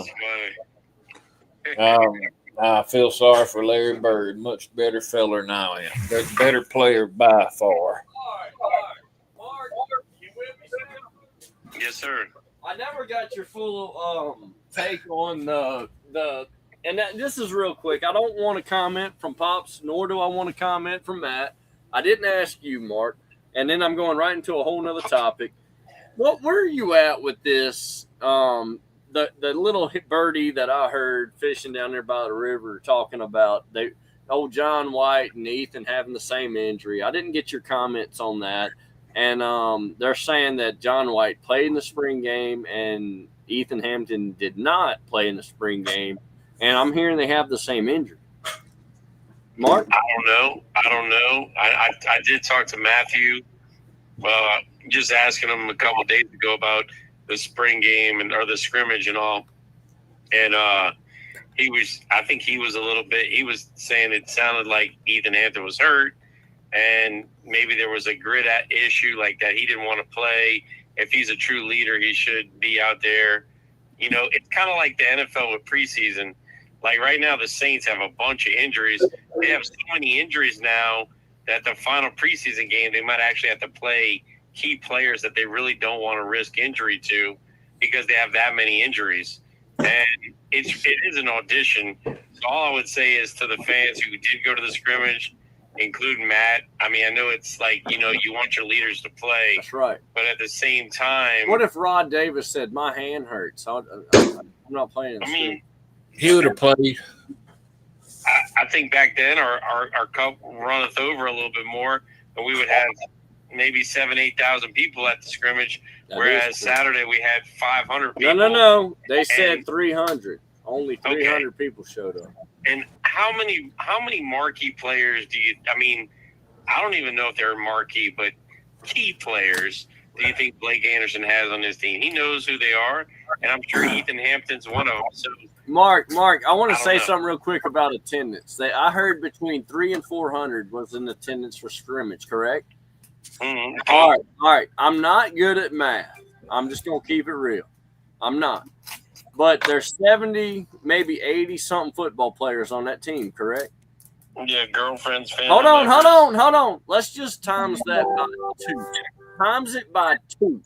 Say only mom and dad showed up, right? Mm-hmm. And if I'm telling you only 300 or 400 showed up, and we times say 70, we know we got 70 new faces. Let's just say 70 new faces times 2. That's That's what, 140? Is that right? Yeah. Mm-hmm. All right. So where are the fans at? If that's just mom and dad showing up for the players, we might have had 100 people show up voluntarily that are fans, and that's a stretch. That's not girlfriends, uncles, grandmas, cousins. You're looking at about 50 other peepaws and when you side look pieces at and girlfriends. When we're breaking it down as actual fans, no relation to the player. The big drop off. Help me out, Matt. Where you at on this, brother? You were there. Matt was there. I can tell you. True fans, nothing. I can tell you. Talk to me. I can tell you. Well, I was there, and like I said, I talked to several people, and the mood of, I'll say, the whole everybody, players, coaches, moms, dads, hookers, everybody. I mean, the concession stand, whatever. Everybody I mean, the coach, I think, even said that it's a rebuilding year. I mean, yeah. And I've heard everybody talk about, like, well, there's only going to be 10,000 people in the stands, which is probably true. Tough, man. That's a stretch. Damn. My coordinates, based on my data, we'll be lucky we have 10,000 after the Alcorn game. The Alcorn game is going to bring a few extra thousand from the opposing team, but after that, the UConn game will be pretty good, but we'll be lucky if we get 10,000 physical people in the majority of the home games this year. The thing I was going to say is, as a player on a team that the scuttlebutt has it that this is like, well, everybody knows the team was created in 2 weeks. I mean, we're the buzz, what I was talking about earlier, the ether, the feeling in the air, the whole build up with the excitement and the mindset and wondering where, like, how are you going to find a guy with the passion of a Drew Brees on a team that is regarded as some team that they did in 2 weeks? Man, it's going to be what? If they win, we're talking earlier 2-2. If they beat Alcorn and UConn, lose to Auburn, lose to Tulane, then they got to go to Troy, who's favored, going to have a big year. You're going to end up reeling off some. From what I understand, the Sun Belt schedule is going to be hard. Guys, no, and you're right. You're right, Matt. You're going to run I've into already some, told you, everyone's really upset with me on Twitter right now, and I don't care, Pops. I mean, you know me. Pops told me to speak my mind, and I've always done that. It's got me in a lot of trouble, Pops. But let me tell you something. I'm going to just go ahead and tell you I got us going 2-10. All right? I know a lot of people are upset with me over that, but it's the truth. Cause I saw that you guys are predicted to go over 8 wins your first year in this FBS. Vegas has you at 8.5. One of your favorite lines Pops ever said on the show was when I said Southern Miss is predicted 4.5 wins. Pops said, "How the hell do you win 4.5 games?" That's Kaz's favorite line on the show this year. He's messaged me multiple times about that. But Mark, I want you to answer this. Like I said, I got a bunch of people upset with me about the 2-10 deal on Twitter, and I promise you, I don't care. I do have us 2-10 this year. I got us beating Alcorn, and I got us beating. Dang it! Towards the end of the year, right before South Alabama, we play. Dang it! I can't remember the schedule. South Alabama, No, before South. I don't think we're gonna beat South. Louisiana Tech. Well, Louisiana Tech. I got us beating Louisiana Tech and Alcorn. That's who I got. Well, I had worse. Who's that? You don't think we could beat ULM? I do not. They have a seasoned coach and a seasoned team. And it's at Monroe. It's at Monroe on Halloween. Be there. And you know who's going to be there? The team of Monroe's going to be there. I don't know about the fan. No, I'm going to be honest. When Monroe was rolling that year, a couple years back, 2 years maybe, they had fans there. I know people laughed at me when I said that, but they truly had fans there. I'm sorry, not Kyle. Mark, this is for you because I feel like only you can put this out there the way I want it to be said. Y'all had, this is from Kaz, a question on the show. Y'all had that little of a turnout for the scrimmage after having a rebound year, talking about last year, right? He said the passion in Hattiesburg can't be that low right now. Mark, if there was a time we were 7 games in, I believe we were 5-2, 5-1, something crazy like that.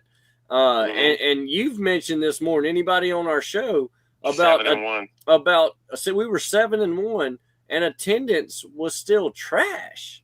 It didn't move the needle much. So Kaz, what I'm saying is, I want Mark to kind of elaborate about it. He says the passion in Hattiesburg can't be that low right now. Well, listen, we were 7-1, Mark, and we still didn't have people showing up. But then you bomb. People don't want to bring that team. Finish. That team has no connection to this team at all. Ahead. That's nowhere near. That team has no. There's no. Why does it feel like last season was farther away than any other season? You see what I'm saying? That team. You see what I'm saying? We're coming off a winning season, but it feels like we're coming off an 0-12 year. But that team was Marshall, and then they all left, and there was only about 20 players on the team. That's not even. You could just say that's not USM. That was We're still coming to you, Mark. So hold up, Pops. What you had? I saw you was biting at the bit to talk. What you got, Pop? Well, I was just gonna say you didn't finish the season. Yeah, y'all 7-1, then you crashed and burned the last of the season. Braylon got hurt. Braylon Brown. Didn't win the bowl game too much. And then I looked at the schedule. I see Alcorn State, and for a while I thought, well, maybe, if y'all could beat UConn, but Pops, you showed me their roster, man. You should have. I'm thinking you guys. Somebody tell me. I think. Hold on. What do you say, Mark? Hold on, Pops. I want you to hear this. Say that again. I said, Pops, I sent an email to Blake. I got a good plan for that. I sent an email to Blake Anderson. I said, just run right through their legs. Yeah, brother. Pops told us how tall. Pops told us how big they were. And Mark emailed Coach and said, hey, just run through their leg, Coach.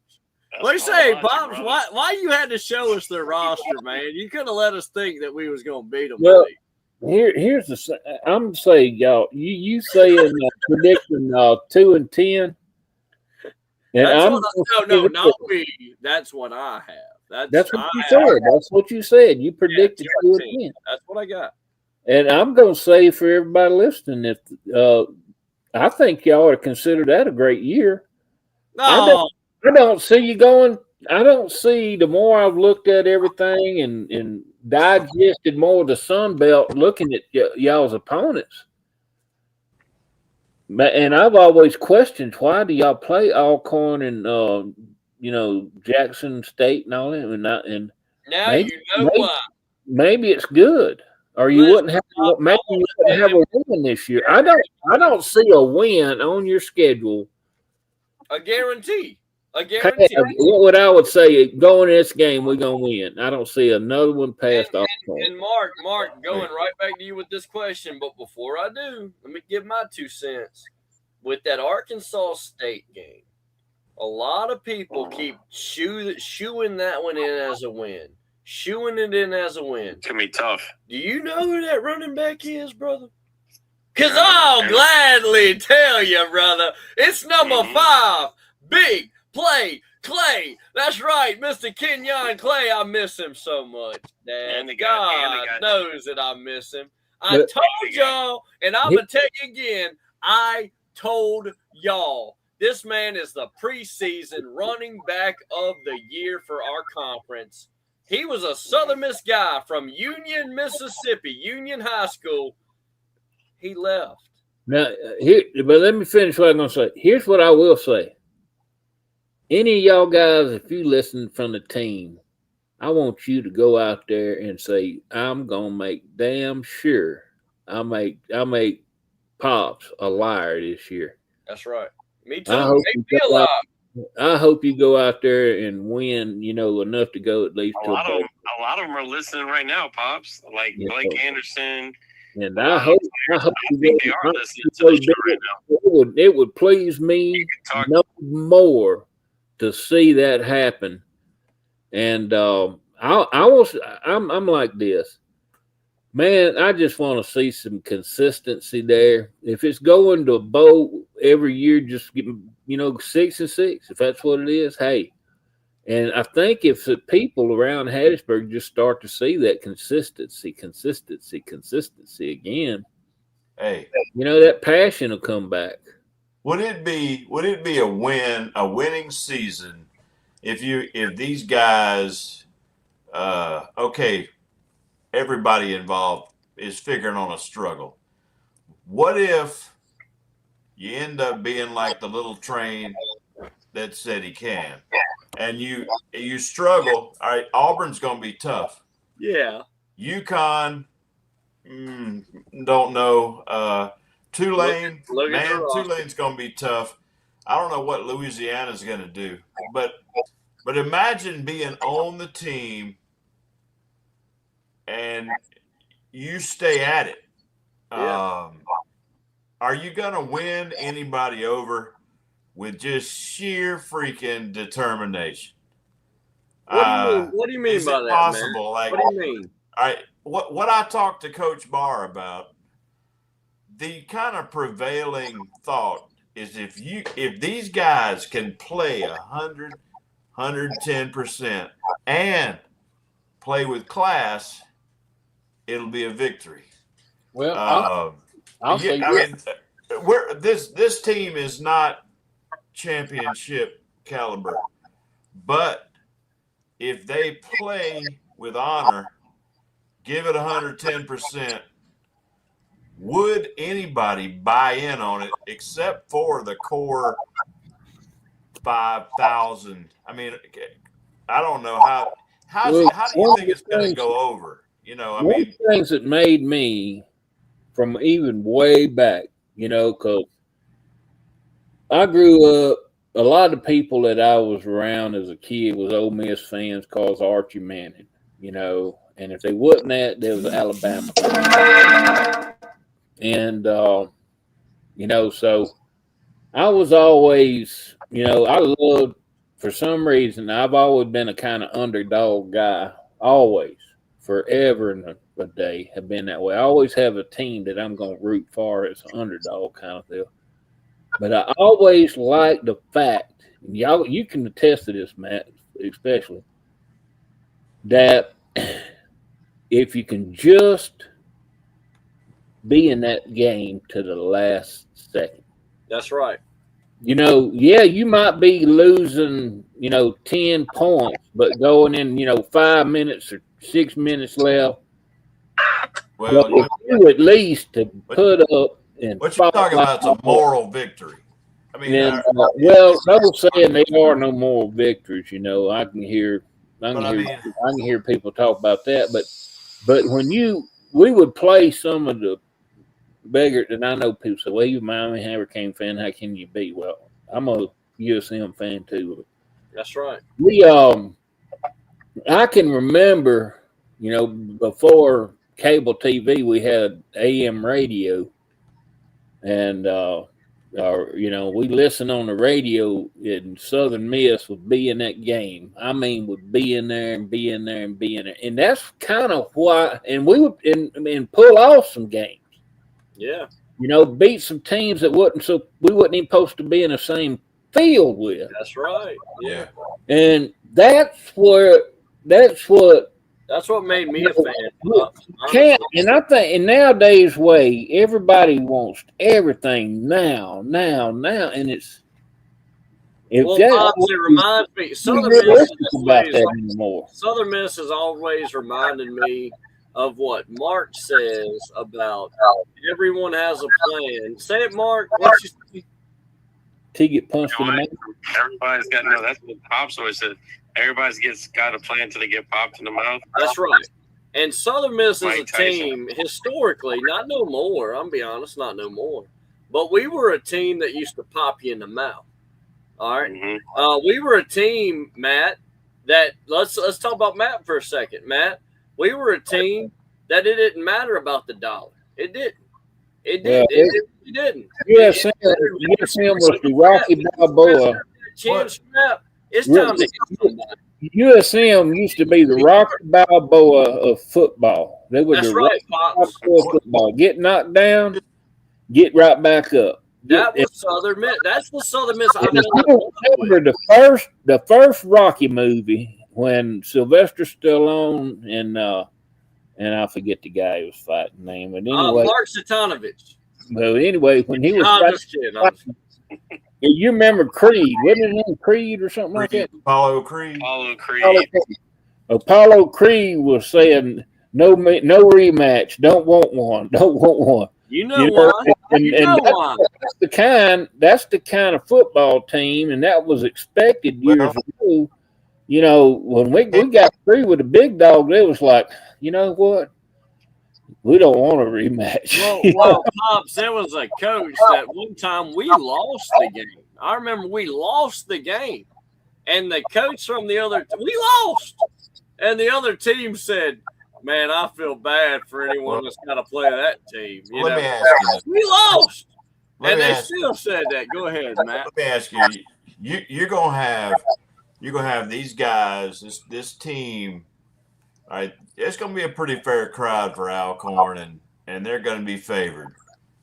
But they're going to be running out onto a home field, with some pretty low attendance. How are they going to be able? What are they going to be able to be motivated? I mean, it's not going to be. It's going to be tough. It's going to be tough. Go ahead, Pop. I got to say this for everybody with this. If you can't motivate yourself, then there is no motivation. Especially for something you love. I love playing. You're playing, if you're a player, if you listen to me tonight, if you just a equipment manager, whatever you are, and you're associated with a team, man, this is a blessed time of your life. That's right. You get to play D1, give it everything you got. But Pop, can take when you have played your best. But Pop, do it for us. You can't take that's all you can give. If that's your best, you're right. You're right. That's but all you can give. Think about it. Give me a second here. Matt? Give me a second. You got problems. Everyday problems. You got guys that are a little bit too little, a little inexperienced. You got problems of, on paper, it don't look good. But then you're throwing in a bunch of lawyers that are going to come in here and do all of their meandering. They're going to tell everybody that they can play one day, they can't play the next day. I don't make but such and such amount of money, and You got all these distractions. Then you got you got the stands up there. There's 8,000 fans. Yeah. I'm just saying, I'm going to be watching. I'm kind of a unicorn. I mean, people, your average run-of-the-mill person who doesn't think about it very much, I don't know how appealing the drama that's going to play out in this season is going to be to them. So, yeah, you're right. You got 12 games. This is on them. It's a drama. And I don't know how to motivate them. I told them just to enjoy every minute, every second. Well, let me tell you something. Second. We got to get to some comments. Go ahead, Bob. Let me finish before you do that. Again, I'm addressing people, fans, and everything.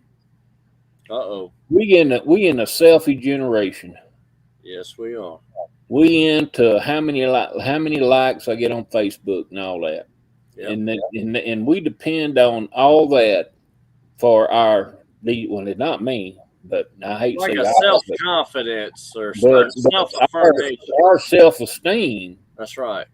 But when you put them pads on the first game of the week and you get to run out on that field, if you're looking in the stands, just turn around and go back to the locker room.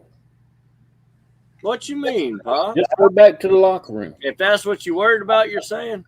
If you worried about the only people that you should be concerned about being in that stands, and if you're blessed enough to have them, is your grandma and grandpa or your mother and your father. Yes. That's it. Whether nobody else comes at all, those are the people that have supported you all the way through your life, and that's the only people you playing for. And Pops, you understand me? And I hope people take this. Everybody wants 30-something thousand in the stands, and that'd be wonderful. But as far as the players, guys, and let's get right down to it. A lot of you guys ain't got a daddy present. That's a sad deal, and it ain't just a racial deal. It's across the board. That's right. And hey, Mama, if Mama's there, hey, you make sure you give even if you don't get on the field, you stay on the field. You stay on that field long enough to get a picture with Mama after the game.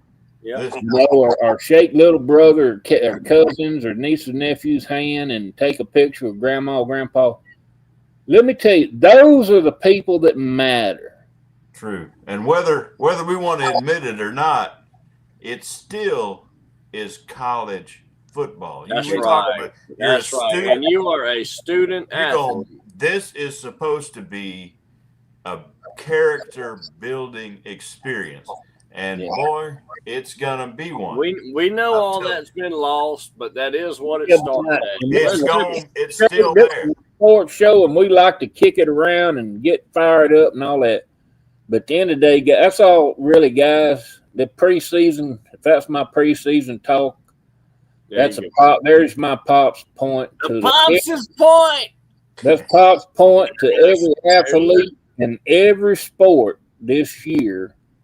Is that, hey, if the people what about these people that play that come from these other countries, or they come from the West Coast or whatever. I see y'all. I'm gonna get hey. One thing,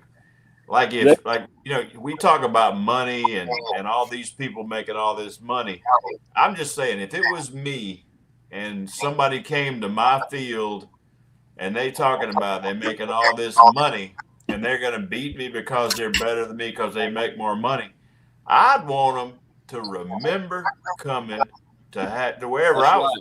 Because it's like, okay, you may make more money, but you ain't leaving here without some trouble. I'm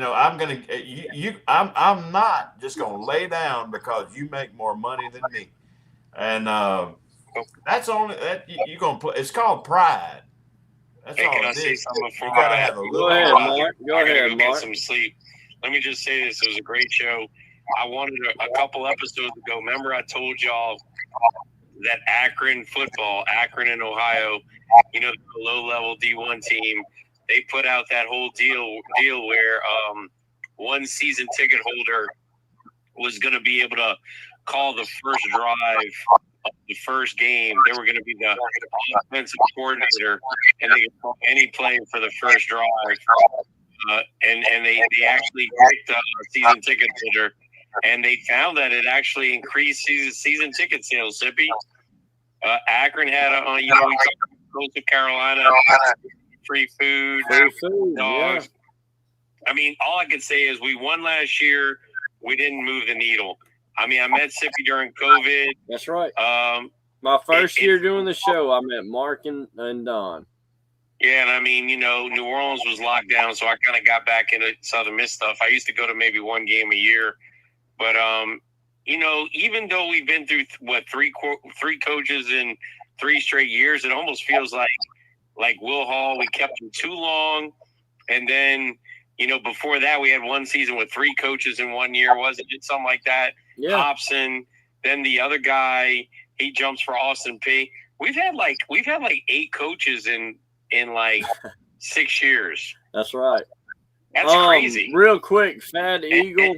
I don't know what you're talking about here with the you play to win the game, not to have a religious experience. I really don't understand what you're going with there. What he's saying is, Go ahead.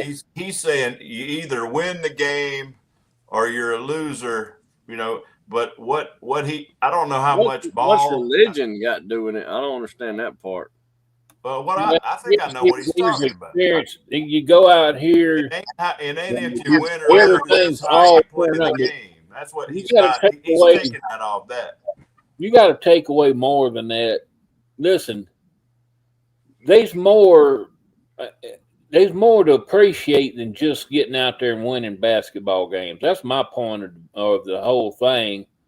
And it was a great experience to me. I'm glad that the last couple of years I was was there.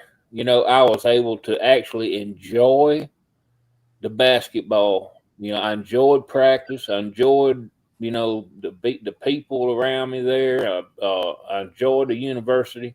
You enjoyed the money you were making? Winning's always great. What about the money you were making, Pop? I got something. He got some extra tartar sauce. They gave him an extra. They gave him an extra roll. There's your NIL. They gave him one extra. I got something more valuable. I know we're being funny. The money could have gave me, and you know, I learned life lessons there. Real quick, Pops, this was for you since you brought up Rocky. You said I've never seen Rocky. Kaz, you're not allowed on the show ever again. You can't come on. You ain't seen Rocky, bro. How about this? You cannot watch another show unless he watches Rocky. All of them. He's got to watch them all. He can't just watch one, even the one with Hulk Hogan that sucked. Anyways, he said. Let me say this before I get off about the 2 and 10. Oh, we can't lose you, Mark. Well, you know, let me say this real quick. I think we beat Alcorn no matter what. I don't see how we lose that game. Ooh, okay. I don't see. It's a guaranteed slam dunk win. It's going to be close. It's not going to be a 30-point game, but it'll be about a 17-point win. Let me ask y'all this. Maybe one of y'all knows this already. What is Ethan Hampton's all-time Division I record as a starting quarterback? Because it's not that good. No, he only did 1 year and he was 12-6 on touchdowns and interception ratio. So he was 6 of them touchdowns was in one game. Yeah. All I'm asking is, how many games did he start? How many games did he win? How many games did he lose? If he's got over 10 or 12 starts or 15 starts, you know, that even if he lost, the experience matters. I get it. Yeah. So all I'm saying is this. Listen, I could, Sippy, this is my response to your 2 and 10 that you're catching heat with. Everyone mad at me, brother. You're calling it like it is. That's Everybody's hope springs eternal right now. We're a week and a half away from the first game. I can't believe we're a week and a half away. All right, and I hope to be there. But I'll say this: we're going to win the first game. I really think we're going to beat ULM, but I don't see us beating Arkansas State. I'm not sure at all that we're going to beat UConn. Like Pop says, they got a big O line. We're probably going to be outmatched on talent most games, minus the ULM and the Alcorn State game. However, if this quarterback plays well with the little experience he has, and we are going to, Sippy, let me tell you something. There will be a coin flip game like a La Tech, maybe an Arkansas State game, that maybe their starting quarterback gets hurt. And we're going into the game that their quarterback's out for the season. You're not hoping and praying that players get hurt. You're always going to have one or two games where you have a team that's starting quarterback, for example, gets hurt. So because of that, I'm going to say we're going to win one or two more games on those kind of incidental scenarios that might play out if our quarterback stays healthy. And if Ethan Hampton is the best quarterback of the three and he stays healthy all season, Sippy, I think we win 3 or 4. If we get these 3 players reinstated, I say we win 4 games. But if he gets hurt or he struggles, or as the data shows that he's not really that good, he started a few games, didn't do that well, the rest of the team doesn't have that much talent for him to work with, I mean, we're banking on Ethan Hampton. I'll be honest with you. What else are we going to bank on? And I am banking on these 3 guys. I heard they might not play till late September, but we're going to find out tomorrow.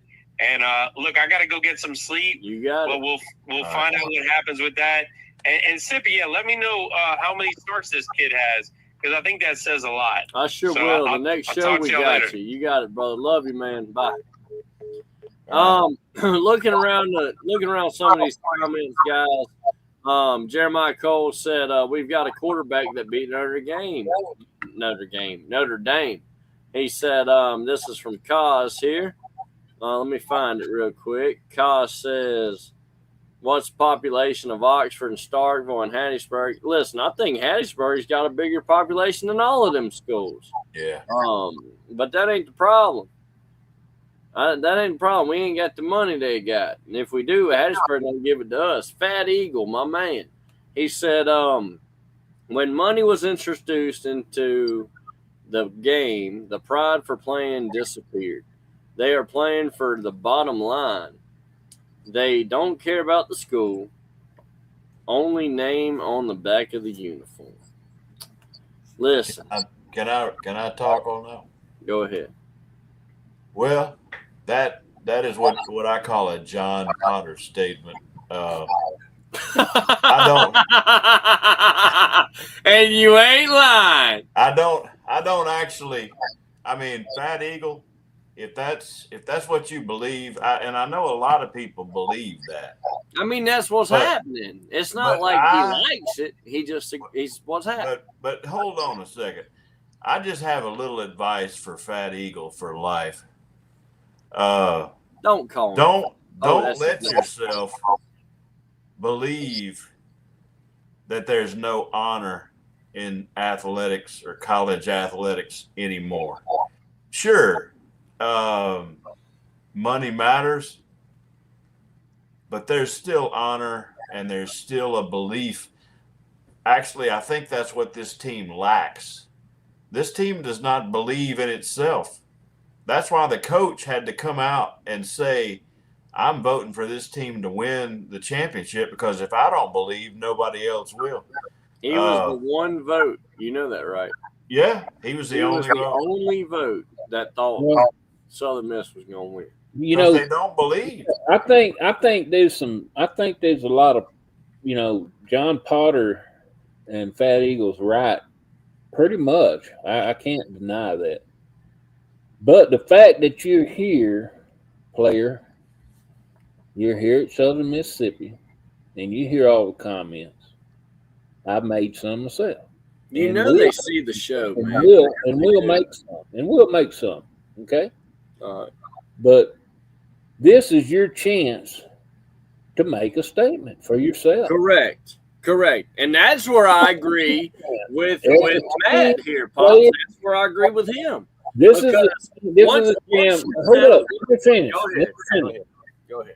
This is a time that you ought to be with a chip on your back, Correct. your shoulder, and saying, you know what, all y'all big schools making all that money. Y'all look past me, and I played against that kid in high school, you know, and I had better stats, or I did this or whatever, you know.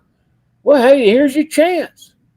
Here's your chance, you know. Line it up, bro. Out there, I think you got defensive player more so than offense, because a lot of the offense, you know, running backs, receivers, and quarterback, you know, it depends on that offensive line. Okay. But I'm just saying, I think you got a team that believes what Fat Eagle and John Potter are saying more than they believe in themselves. They said, we don't make but $20 or whatever $1,000. We're not. We had to come to Southern when they had to make it. We're just not as good because we're not in the SEC. If these players who seem to believe that since they're not in Ole Miss's roster or LSU's roster, that they just it's just we're just down here, we're gonna play and we had to run yesterday, so we're tired. Everybody's gonna be all right. They ain't with 300 people here anyway, so we just we're gonna be all right. We get some food at lunch and everything will be fine. If that's what they believe, they're letting themselves down, because I don't think. I'm hoping somebody will light a fire. Here's the thing I learned. Not always, but I'm going to say probably about 80% across the board. Come on, guys that come out of high school, 4 or 5 star recruits. Teams are full of. Yeah. Top 15 schools in the country packed full, 4 or 5. The difference between them and a 2 and a 3 star guy that ends up at Southern Miss is here's the difference. Here's where the difference lies. I know. I've coached players. I've been a player, been a coach too, been a spectator, and had youngins too. Here's the deal. 80% of you 4 and 5 star players, when they get to college, they act like, well, I made it to the big leagues now, and they stop working hard. They stop pushing themselves. Hey, they done it. They there. They made it. My talent got me through. Well, it's what happened. Same thing moving past that. And I'll get to that. But the guys, hey, you're at Southern Mississippi. You are not, you need to be real with yourself. You are not a Big Ten player. My God, Jake. If you were a Big Ten player, if you were a Big Ten player, if you were an SEC player, you would be on one of their rosters. Listen, guys, we're going to run through these as fast as we can. Listen, let me finish. But this is your chance to become one. There's your chance. There's a lot of guys, they get overlooked, and they barely get to this scene. Hey, keep working hard, busting your butt, laying it all out there. And next year, this might be your stepping stone. That's right. And that's okay. Listen, I don't know what it is about you guys, the viewers on the show. I'm not talking about guys on the show. Viewers on the show. It seems like we get more viewers as we go on later into the night. I don't know why that is, but I love you guys. Let me try to get to all the comments. We're going to go rapid fire. Pops, Matt, it's just y'all left on the show. If I say something and y'all want to comment on any of these comments, cut me off. I'm telling you now, cut me off and give your 2 cents, okay? We're going to go fast, or I'm going to try. But if you have a comment, please speak up and cut me off so we can have a conversation. Again, I got more people joining in on the show. But I love it. Anyways, y'all thinking this year's going to be bad, but next year's going to be brutal. I'm going to time out right there and say that's not going to happen. This year's going to be bad, possibly, but next year's going to be better. I'll say that. I'll cut myself off. Real quick, he said, I got to run. Kaz, have a good night, brother. I see you. I love you, brother. Thanks for joining in. Also, he said, what's coming next year, Jake? He's trying to chime in on that. He's got, and this is one here. Fat Eagle, he said, the guys, a.k.a. the players he's talking about here, are treating themselves as a brand. I don't know what you mean. They're treating themselves as a brand. Is Arch Manning a brand or not? Yeah. Does Arch Manning sell tennis shoes or football? I like this guy though. This guy's got his mind made up, and he's going with this whole theme of this sort of prevailing thought of all these kids want is money. That's right. And, that's what he's saying. He also said we were saying if. He said if frogs had wings, they wouldn't bump their arse when they jump. He said if there was so much honor, then why do the teams with the highest payrolls win? That is true. I mean, you got Indiana winning a national championship. Well, hey, has Indiana ever won like that? I mean, a lot of those guys came from nowhere. Until money was involved, and they paid for the best players. That's right. Like I say, there's points in this, no doubt. Like, he has a point. I mean, whether we agree with his point or not, he has a point. Well, I agree with it too.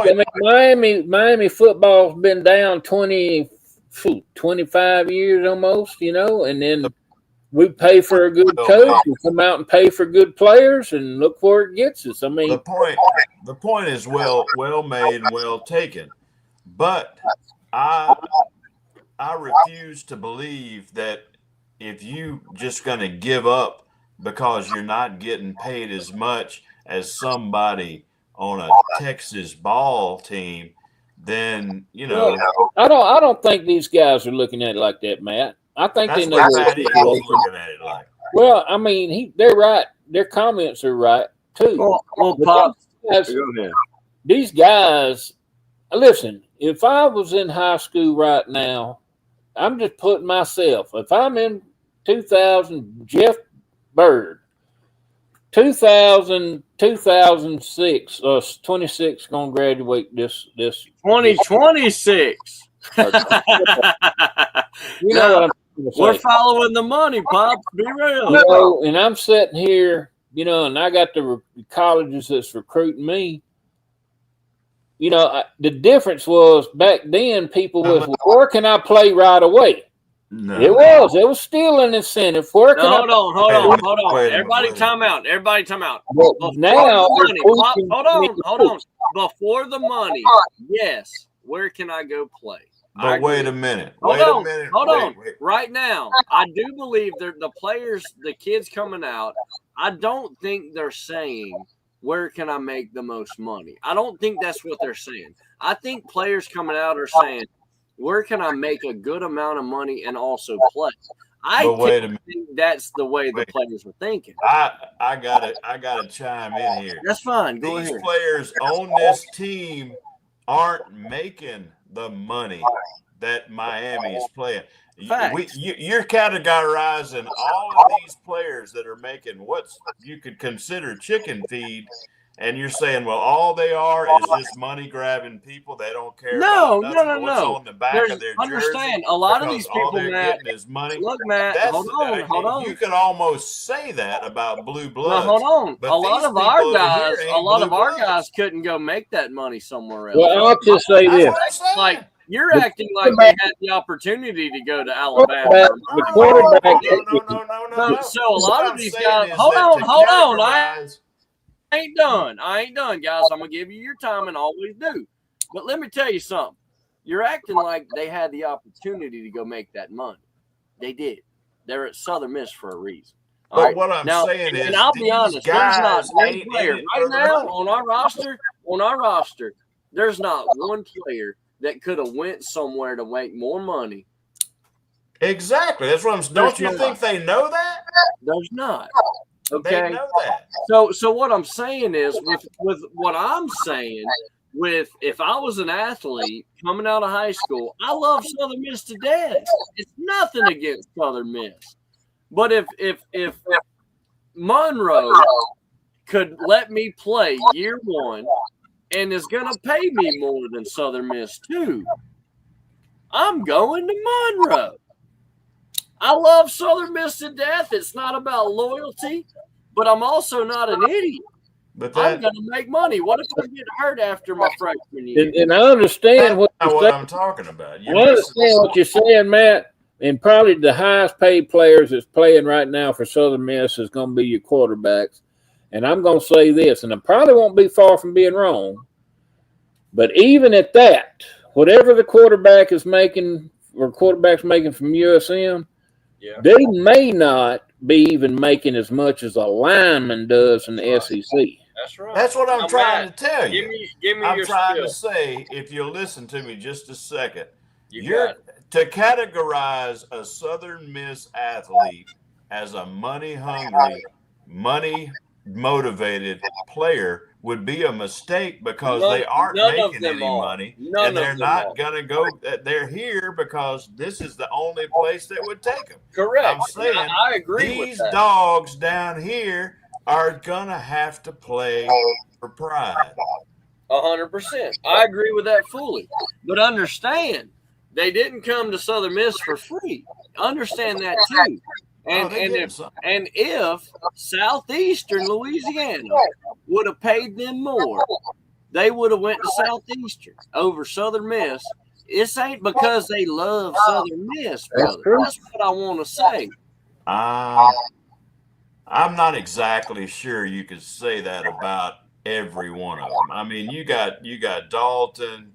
All right. Hey. What about you, Matt? You got all right. You got some players on there Matt, you're who coming do out not of high want to school. transfer. You're coming out of high school, and Southeastern Louisiana is going to pay you $1 million damn. And hold on, I ain't done. I know they ain't, but just hear me out.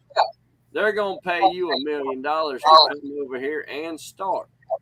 And Southern Miss says, well, you can come over here and make $50,000 and work your way on to it. I don't buy going that. to Southeastern. I don't buy it. This ain't loyalty no more. Real quick, Fat Eagle for life. Nobody said they didn't want to win. Nobody said they didn't want to win. But wait a minute. These kids in today's are different. I'm saying there's more. They're sold that money is the goal. In the past, there was money, and the goal was to get better. No. And to make the pros to get paid. No. Talk to me, Matt.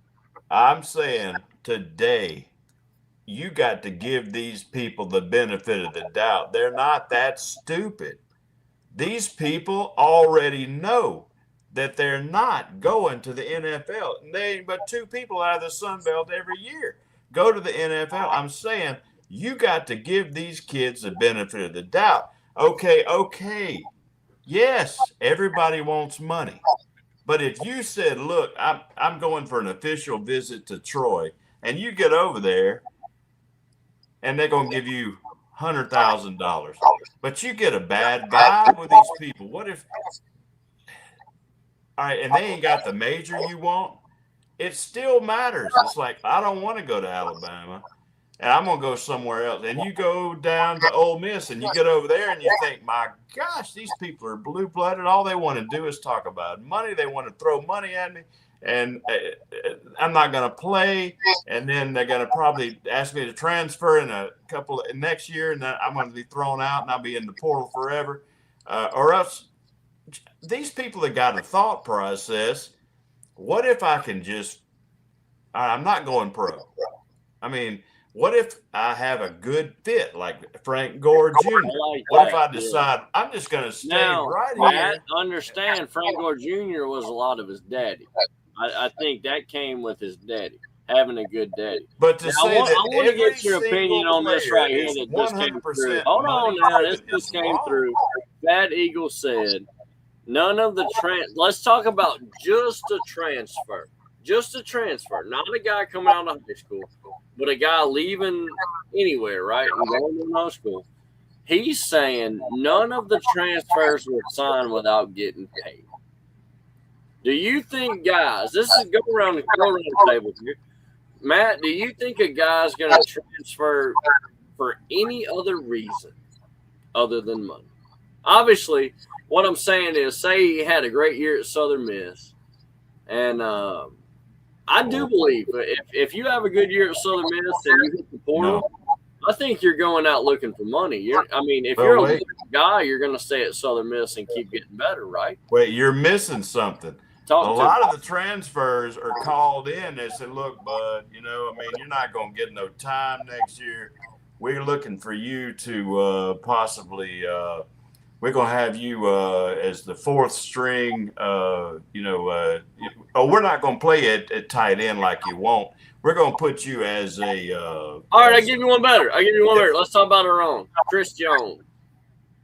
You're saying yes. The positive people. Chris Jones, the most loyal guy I know to this university in Common Era. He left to go make money, Matt. He left to go make money. The successful people will get promoted, but every transfer is not a successful person. He is a man that has been cut. He loves Southern Miss, Matt. But he took the money. He's not stupid. But I'm saying every transfer is not a success story. No, and I agree. You're diving into exactly what I'm trying to say. But they think they are. Not you all. Heard what I don't think so. No. That's bullshit. They do. Think so. No, they do. Or their dad thinks they are, or their uncle thinks they are, or their mama thinks they are. Or watch this, Matt. They wouldn't be in the damn portal. So you think they're given a choice? What are you talking about? We're all given a choice. Every player that suits up's given a choice to be in a portal or not. So you don't think that a coach is going to call a boy in and say, "Son, I really thought you had a pretty good year, but we just we've been talking and we're going to move you to second string on the special teams, and we really are going to work with you. And if you got any questions, you might want to talk to the man in the water area, and he'll help you out. He'll give you some inspirational scripture verse." No, man, some of these people, the writing is on the wall. If we're going to play professional football, but what I'm saying is that dude who fell out with the coach as a linebacker in Ole Miss, he might come down to Hattiesburg and tear the Sun Belt up. And no, he's not going to make what he's going to get something. I'm saying that it ain't just this one line of dialogue. Oh, I'm good. So I'm going to but it leave. Also isn't Some the people one. are Hold cut. on. But it's also not the one line of dialogue that you're saying. Like the majority, and yes, sometimes. It's like mine. Sometimes. Yes. The majority, the majority of guys hitting the portal are guys just hitting the portal for no reason. They have no reason other than they not doing it for. Hold on. They think in their head they can do better, and if they can't do better, let's at least try it and test it. And I can always come. Well, here's my point. Getting a character building experience because most of these decision, their mistake they're making. They're getting left in the void. They're going to end up. Matt, that's where we're both. Look, that's what I'm trying to get to you. We're both going to agree on that, right? Like they're young, right? But every player, when I played, I thought I was better than everybody on the field, and I thought I was better than my team. I thought I could go somewhere and be better. You know, I'm just being honest. It wasn't nothing Well, against the players I met the other day at the autograph signing, and that I watched go through 2 hours of practice, looked like players that didn't believe in themselves in the least. I don't know how you can classify all these players as being so conceited that they're so great. They're going to leave all this stuff and come down here, and they had no spirit, no heart, no belief, no enthusiasm. And I'm only going to be playing in front of 5,000 people. I'm just going to come down through here. Because I'm a failure. That don't. No. I think somebody is going to have to believe. Sure, it's true. Money's a motivator, but I don't think it's the only I think it motivator. boils down to bad. Well, I mean, we can't. This is a yin and a yang, and y'all we gonna have that except when it comes to the word of God. And there ain't no yin and yang in that. I think it comes down. But here's my no guidance in these kids. There's no guidance. Listen to me. We dealing, first of all, this is not my generation. This ain't even Sippy's generation. That's right. We dealing with an entitlement mindset of kid. We dealing with the kids that everybody gets the trophy. If they could end a ball game and it be 0-0, everybody would be happy. Not me. Well, I didn't say that. Listen to what the heck I'm saying. And we're dealing with a different mindset. And you're dealing with a lot of kids. Unfortunately, this is the truth. But we're dealing with a whole bunch of kids that the only way to get any type of way out of the hood to make some legal cash is sports. They're not caring. They're not seeing the long picture. They said mama living in an apartment being abused by somebody, or little sister and them having, and they see all their environment. They're just trying to get away out of their environment. And the majority of these kids, I believe, are looking for a ticket to get out. They know they're not going to go pro. They know they're not going to go pro. But the number one, it ain't, and listen to me, it's not getting a degree. If they would, they wouldn't be transferring so much. That's right. I talked to a grad student. I'm going to tell you something else, Southern Miss people. Stop looking at where a person is transferring by and said, oh, we're getting a player from here. He didn't make it there. Yeah. That's why I'm guilty of that. This guy here says kids today are different.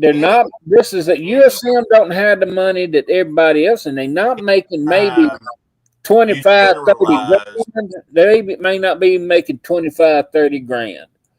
I know, but I mean, every kid is not the same.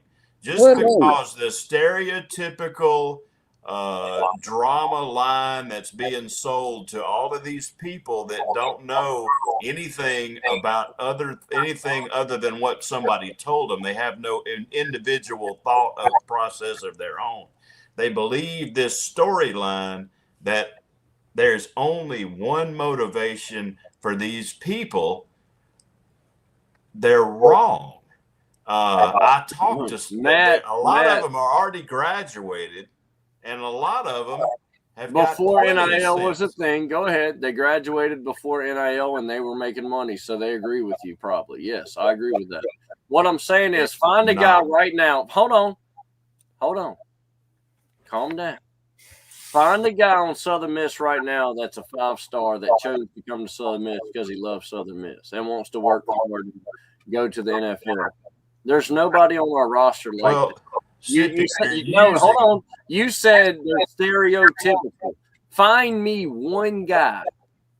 You're using a premise that is not what Pop said. Let me tell you what Pop said about everyone's trying to make money now that they can, right? They opened it up. They opened up Hell's Gate and said, hey, you can now make money in college football. what Pop said about people not worried about going pro is 100% accurate. Now, there's still like me. If I was playing ball, I'd want to go to the NFL, right? That's my goal. But there's kids now that know that they're not NFL material. And if they're not even. Hold on. And if you're telling me that I can make X amount of money, you know, and knowing I don't have the body for NFL, right? I'm already injured in high school, but you're telling me I can go to these schools in college and make money, cash money? I'm going to do it, and I'm going to try to make the most I can. Now, is there some that fall through the cracks that have good parenting that, you know, want an education and want to stay at the same 4 years? 100%. You're going to have those at the smallest schools. You're going to have those at the biggest schools. But the majority of kids that are coming around that we're getting, and I'll challenge you, Matt, find me one kid at Southern Miss right now, and you ain't got to be right now, but on the show, the next show or the next show, I'll give you all damn year. Find me one kid on this team that chose Southern Miss, not because it was his only offer, not because, you know, but find me one. I want to know one that would be that wanted to come to Southern Miss because of nothing else other than I love Southern Miss. I want to know one kid. I want to know one kid right now that's on that roster that got out of high school, say, I'm going to Southern Miss to get an education, whether they pay me or not. That's another one. That's a great one. There's not nobody, Matt. They all want to make money. Why are you even asking me that question? Because, man, you're sitting there getting it all mixed up. You're getting it mixed up. If you would just listen for just a second, I'm looking at about 100 players that chose to come to Southern Miss. In my hand, right here, these are the guys. Okay, they did not get offers at Ohio State. We've been over this 1,000 times. These people made a decision. These people, they're going to play football in Hattiesburg. That's your kids. Is that your answer? Gun to the head to do that. I'm not. I don't know if I don't think nobody's on the right thing, and it's like I'll tell you. You're telling me that 100 kids chose to play to Southern Miss because they didn't get an Ohio State offer. That's the only reason. Wait, let me further explain. I think you need to elaborate a little bit more. We ending up guys that chose Southern Miss to get an education. Let me try it with a little bit better words. Try a little bit better. All right. In life, oh my God, you have to walk the path that you're on. You have to, in some instances, you have to give somebody the benefit of the doubt that they have a little bit of sense. And trying to classify 105 players into one explanation is a foolish explanation. Okay, I got these are 105 again, Matt. Find me one guy. We understand. Find me one guy that ain't making no money. Matt, and also is there for an yes, they're gonna accept the money. I'm just saying that once you decide to play you're trying to say. Let me tell you something. You're not all right. Let me ask you this question. You're seeing it. I understand your position, okay? And you we spend an hour on this or more, and I can't keep down this road over and over and over because I don't think we're achieving what the show's about on this subject. But I'm going to give you a good scenario, okay? In the Bible. You got Abraham sitting in the cool of the tent, and he looked, and 3 people came unto him. One being, he said, look, the Son of Man. And he goes through this whole spiel because they're telling me they're to destroy Sodom. All right? He goes through this whole spiel. Right. Okay. Now, regardless of Abraham, Sodom and Gomorrah was going to be destroyed. They'd already been found weighed and been found wanting. All that Abraham's actual thing was, hey, my family is innocent. Can I at least get them out? That's basically what it comes down to. And I hear it all the time. I was in the ministry 14 years, and I even heard preachers say this, and it's far from being true, that they were, Lot and his family were only people that were innocent in that city. And it's the biggest lie straight out of hell. Do you think it's fair for the young people or the person on vacation or the passer through or the good old people that lived in Sodom that they got destroyed? But they were people there when it happened. Yeah. These young men are at Southern Mississippi at a time when athletics now is being looked at as every single athlete is only at school for one reason, and that's right. to get money. That is why And the but crowd does not go, because they resent these young men because they have a complex of their own, like Fat Eagle. He resents these players because they're getting paid. And I understand that. I understand that people. Well, right here, Matt, he said the fact that Southern Miss has to pay kids to come play football. I mean, you can't disagree with that. Like, it does feel like nowadays we have to pay them, you know? But don't you see that Fat Eagle is voicing an opinion that is part of the problem of the whole financial situation? No. It's not part of the problem. The fans are expressing a reality. Yeah, that's what I'm trying to. No, that's where you're wrong. Happening. Like here, he's not saying it's his opinion. Player, but Matt, it's not saying, true. Read what he said right there. That's not his opinion. He said the fact is Southern Miss has to pay kids to come play football. They had to get a collective, and we did. We went out and created this. Hold on, Pop. I got it great. If you don't let me say it, I'll lose it. My mind ain't right no more. We went out and we had to create a group of funding into the Top Collective to get profit sharing to get better players. Well, before Vietnam. Okay, listen, here's another way to look at this thing. All right, before Vietnam, in between Korea and Vietnam, if you was in the service, United States military service, you went in there because you wanted to serve the country. That's right. You damn right. You didn't go in there to get a paycheck. You went in there because you wanted to serve. Yeah. Now, this is a different way of looking at it. But when Vietnam broke out, and they think that it's a thing called the draft, it didn't matter what you thought. That's what you was going to go. You had to go.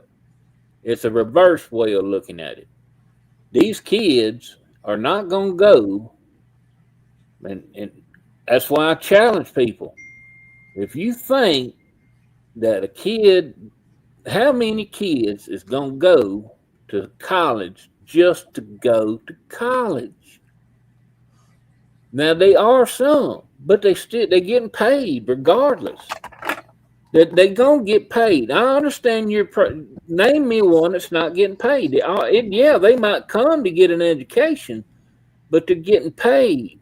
And because they're getting paid, hell is coming. Listen, a lot of it's coming from past collegiate athletes. All right, you're hitting on. I mean, these kids. You're exactly right. And Johnny Manziel, or anybody. Give me a second here to talk. Hey, let him finish. And you good, Pop? I'm just going to say something quick. Go ahead. I understand about greed, and I understand that the fans probably resent the players for making more money than they do right now at their job every day. They go to work.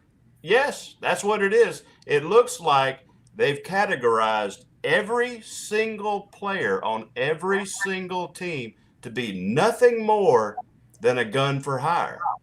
But the truth of the matter is, they're not. They There are. are 105 different players who made 105 different decisions based on 100 or at least 105 different thought processes. Matt, And to think They're that the guns for only hire. Let reason, me tell you let me what, get the finished. overall And to objective think that is guns for the hire. only motivation that every human being on the face of the earth, the only motivation they have is money, is just not true. my guy said they got offers to go to other Sunbelt Conference schools, and they chose Southern Miss because they got paid more than other schools. Another That's one. cynical. Go ahead. That's a cynical belief. That's why the fans probably won't show up, because they see them in a cynical way. They believe that all they are is a bunch of people who want to take their All money. right, well, tell me how come Ohio State's selling out? Tell me how come Texas is selling out? Miami's selling. If it's a cynical belief in the You want to fans, know? Because why? the people that gave the millions of dollars think they are living their life Okay, through these I'll players. give you one better, Matt. I'll give you one better. Let me give you one better. It's called vicariously I living. give you. They can I say give you they one better. won the championship. And I think this will shut it down. It might not. I know everybody argumentative. I got to get off here in a minute, guys. But I want to ask you this. If that was the case, and if it wasn't all about money, show me a 5-star recruit that didn't go to one of these schools. I can't show you a 5-star recruit that ever walked on USM's campus. That's fine. But show me one now. For No. sure. Show me a 4-star now. Show me a 3-star now.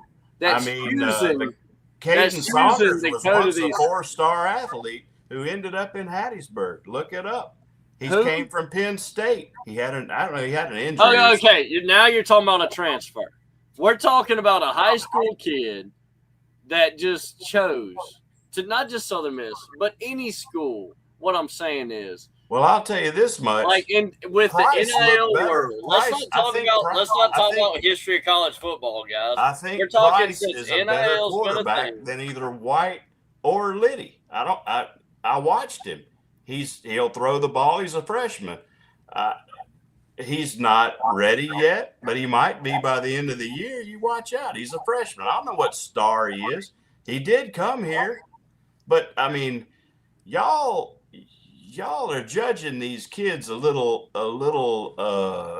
harshly by just because I think it's coming some from inside each human being, thinking like they make all this money and they don't deserve it. So then they are just all these money grabbing people who they're just in it for the money. And Well, that Matt, is not let me tell you exactly something. true. I know by what I see and what I hear and what I feel. Have you talked to the players? Is again, show me this big time recruit or just anybody. I don't even have to go there. All I say is, Matt, I don't have anything. I love Miami football. We got to pay them $1 billion a piece to be on the field. I'm happy with it as long as I'm winning championships. That's the end of the story for me. But here's what I do see. The starting quarterback from Miami this year has been at 3 schools in 3 years. Okay. And he's chasing money each place he's winning, he's gotten paid more. I like him, but okay. And I'm so glad we got him. I think he can do us a great deal of good. Arch Manning. It's not us. You know why he's still at Texas? I wonder why. But it's not guys. You look around the league and look how many have transferred. I'm just going to use it number 3. Just the 3 kind of fans you're talking about are bandwagon jumpers. You got a fan that wants to say, like, I am a Texas fan. We are going No, to he's win the talking about championship. players. He's talking about players. The players. He's Yes, not talking about fans at all. He's talking about the players. The players that are being paid by the fans so they can act like they won something. That's why the people are coming, because they No. need That's the not what I'm wins saying. to make themselves feel happy. I'm saying here's what I'm saying. I'm saying you want me to sum them all up about money grabbing. I'm just look at the proof is in the pudding since they started paying them. They opened this transfer portal. If they're not chasing money, Matt, they're not going from college to college because this college got a better degree program than the other one. Some are They're going because they're getting more money. If they you got the vast majority of guys have transferred at least 3 times. Go look at it. And I'm not going to say Some none are, of them. Listen but to me. not all There's- of them. Yeah, I agree, Matt. Not all of I them. know you can't there's be a all, select- but listen to me. Everybody There's is a select categorizing few. the whole There's a select thing. few out there with good parents and good raising that know, hey, the value of an Not education. everybody. You know, I agree, Matt. It's not everybody. And But to think, listen to to me. think- What Pop said, the majority, and he's right. not necessarily. No, you're wrong on that one, Matt. don't The know. I majority don't of kids out here transferring and doing what they do, they're chasing money. Okay, and if you don't believe that, then what are they chasing? all right. I can be at church. I can be the preacher. I can be at church Hold on Sunday on, morning. Bob. No. Hold Listen on, to me. Bob. No, listen to If me. they're A lot not of them- I can chasing be at money, church. I if can they're teach not Sunday chasing school, money, preach, be let a me Sunday finish. time. My God, let me finish. A If lot they're of them not are looking for a chasing place money, to play. then what are they chasing? Guys, I gotta They're go. going I done down. cooked this Some can of them hard are as I going can. down for playing time. They're coming from Ohio State down. Okay, to well, why'd they somebody. pick Ohio State in the first place, Matt? They bombed out. Is that what I mean, you I'm think? not. I'm yeah. In I the mean, very beginning, nobody- why did they pick Ohio State? You think it was for playing time when they know what they're up against? Be honest. No, they chose I'm Ohio not State for money. Nobody is going to turn down $1 million offer. Thank you! Finally! I Holy never shit, said- we can end the show! Thank But you, how many- Matt. how many You offers just are there? answered everyone in the comments question. How many of them are there? I love y'all guys. You're the one that came at us with that Ohio State transfer. Did you or did you not? Yeah. But how And many of when them? I said how why many he of chose them are there? Ohio State, let me tell you something. If you're in the portal, what are you chasing? If you're chasing a degree, why are you leaving your university that you already picked? And if you're worried about your degree in the beginning, why'd you go to a school that didn't have your degree to finish in? What I'm saying is, all of this is money. It's not completely money. You're missing it. You're missing it. A lot of people there's a percentage of players that get a great offer like Arch Manning or somebody, but most of them don't, Sippy. Most of them don't get that big offer. No, of course Most people aren't 5-star athletes. There's only Correct. a few of them. Mhm. Most of them are 3 stars, and they come in, they play it. You know, they're third string in Georgia, and they just didn't make it, so they portal. They say, I want to go where I can play, and they come down to Southern or South Alabama, and they say, well, I'm gonna see some time. I'm gonna get a little money. I'm gonna play some ball. They're not evil people that all they want is money. They're not stupid. Okay, so if they offered them money as a freshman, yeah, they're gonna take it. But if they didn't make it, they got to have a place to play. Why would you want to be? All right, look at who is that quarterback? Several of them. Look at the quarterback that's on our team this year. He played behind Altmaier.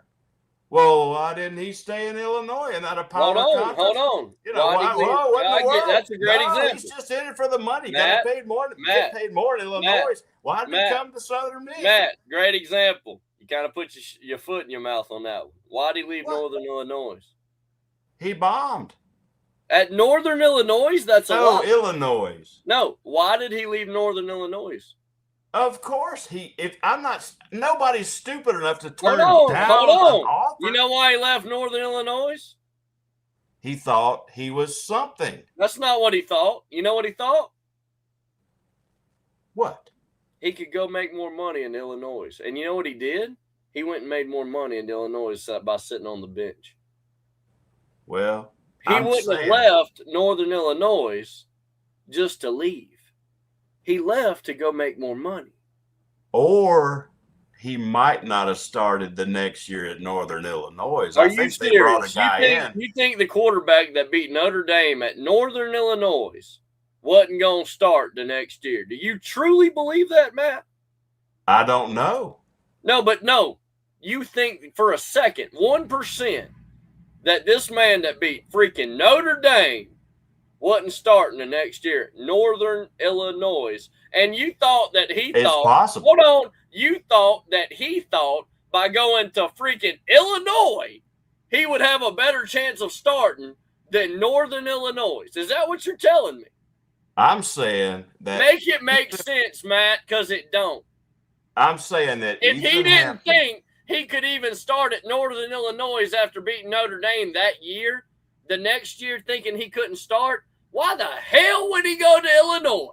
I'm saying that it don't make sense. I'm saying that Ethan Hampton made a decision based on what Ethan Hampton based was off thinking. Money. Go ahead, based off money, to go to Illinois. Because if he didn't think he was going to start, all right, you're talking about things that aren't even public. You understand? He would have transferred down. He transferred up. But you're talking about facts and figures that aren't even public. For all we know, he was making just as much at Northern. He was not brought in. Altmaier was already there, as I recall. He was going to be a backup. Again, you think that he made a mistake. Start at Northern Illinois, so he left to go to Illinois.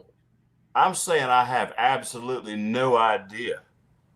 I'm saying the dude made a mistake. He probably should have stayed at Northern Illinois. I'm saying I think that coach, I'm not even sure if the coach stayed. I think that coach might have left, that it was over him. He left in Northern Illinois. I can't remember the history. But to say that it was only about money is limiting.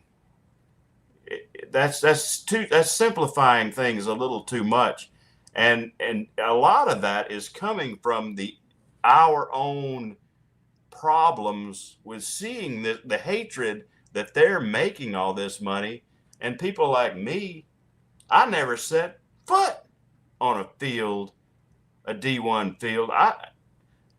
There's a resentment for these kids because deep down, everybody wishes they could make a bunch of money. And there's a lot of hatred seen toward these kids, man, that I don't think is a good thing. There's mistakes being made. Yeah. There are, man, and but I refuse. Let me just put it this way: everybody's going to believe what they want. I refuse to believe that money is 100% of everybody's motivation. Look what happened. If you want to use Ethan Hampton, I think he threw 4 passes at Illinois, and one of them was an interception. So. How in the world and he's our quarterback that hadn't even played in any scrimmages. I hope he does good here. I hope he does good. I don't know, but he's not getting a whole lot of money. But I hope he does good. But anyway, I know it's about time to quit, everybody. Yeah, we're about an hour overdue here. Yeah, heck, man. We've just had so much fun. Anyway, y'all be good, man. To the top. All right, my man. Hey, I love you, brother. To the top until the next show on Thursday. You know that, Matt. All right, brother. Look, y'all have a good one. I love y'all. Jesus loves you more. Y'all know, say your prayers before we go to bed tonight. I appreciate everybody in the comment section. I appreciate everybody that joined in on the show tonight. We had a great discussion all over the place tonight. As always, we didn't even get into the conference schedule. I love that we're able to get on here as buddies, say our piece, fight, argue, love, hug, get it over with. I love you guys. Jesus loves you more. Since we were bad tonight, it's only one way to do it. Even though this will get kicked off the show later, we're playing the bad.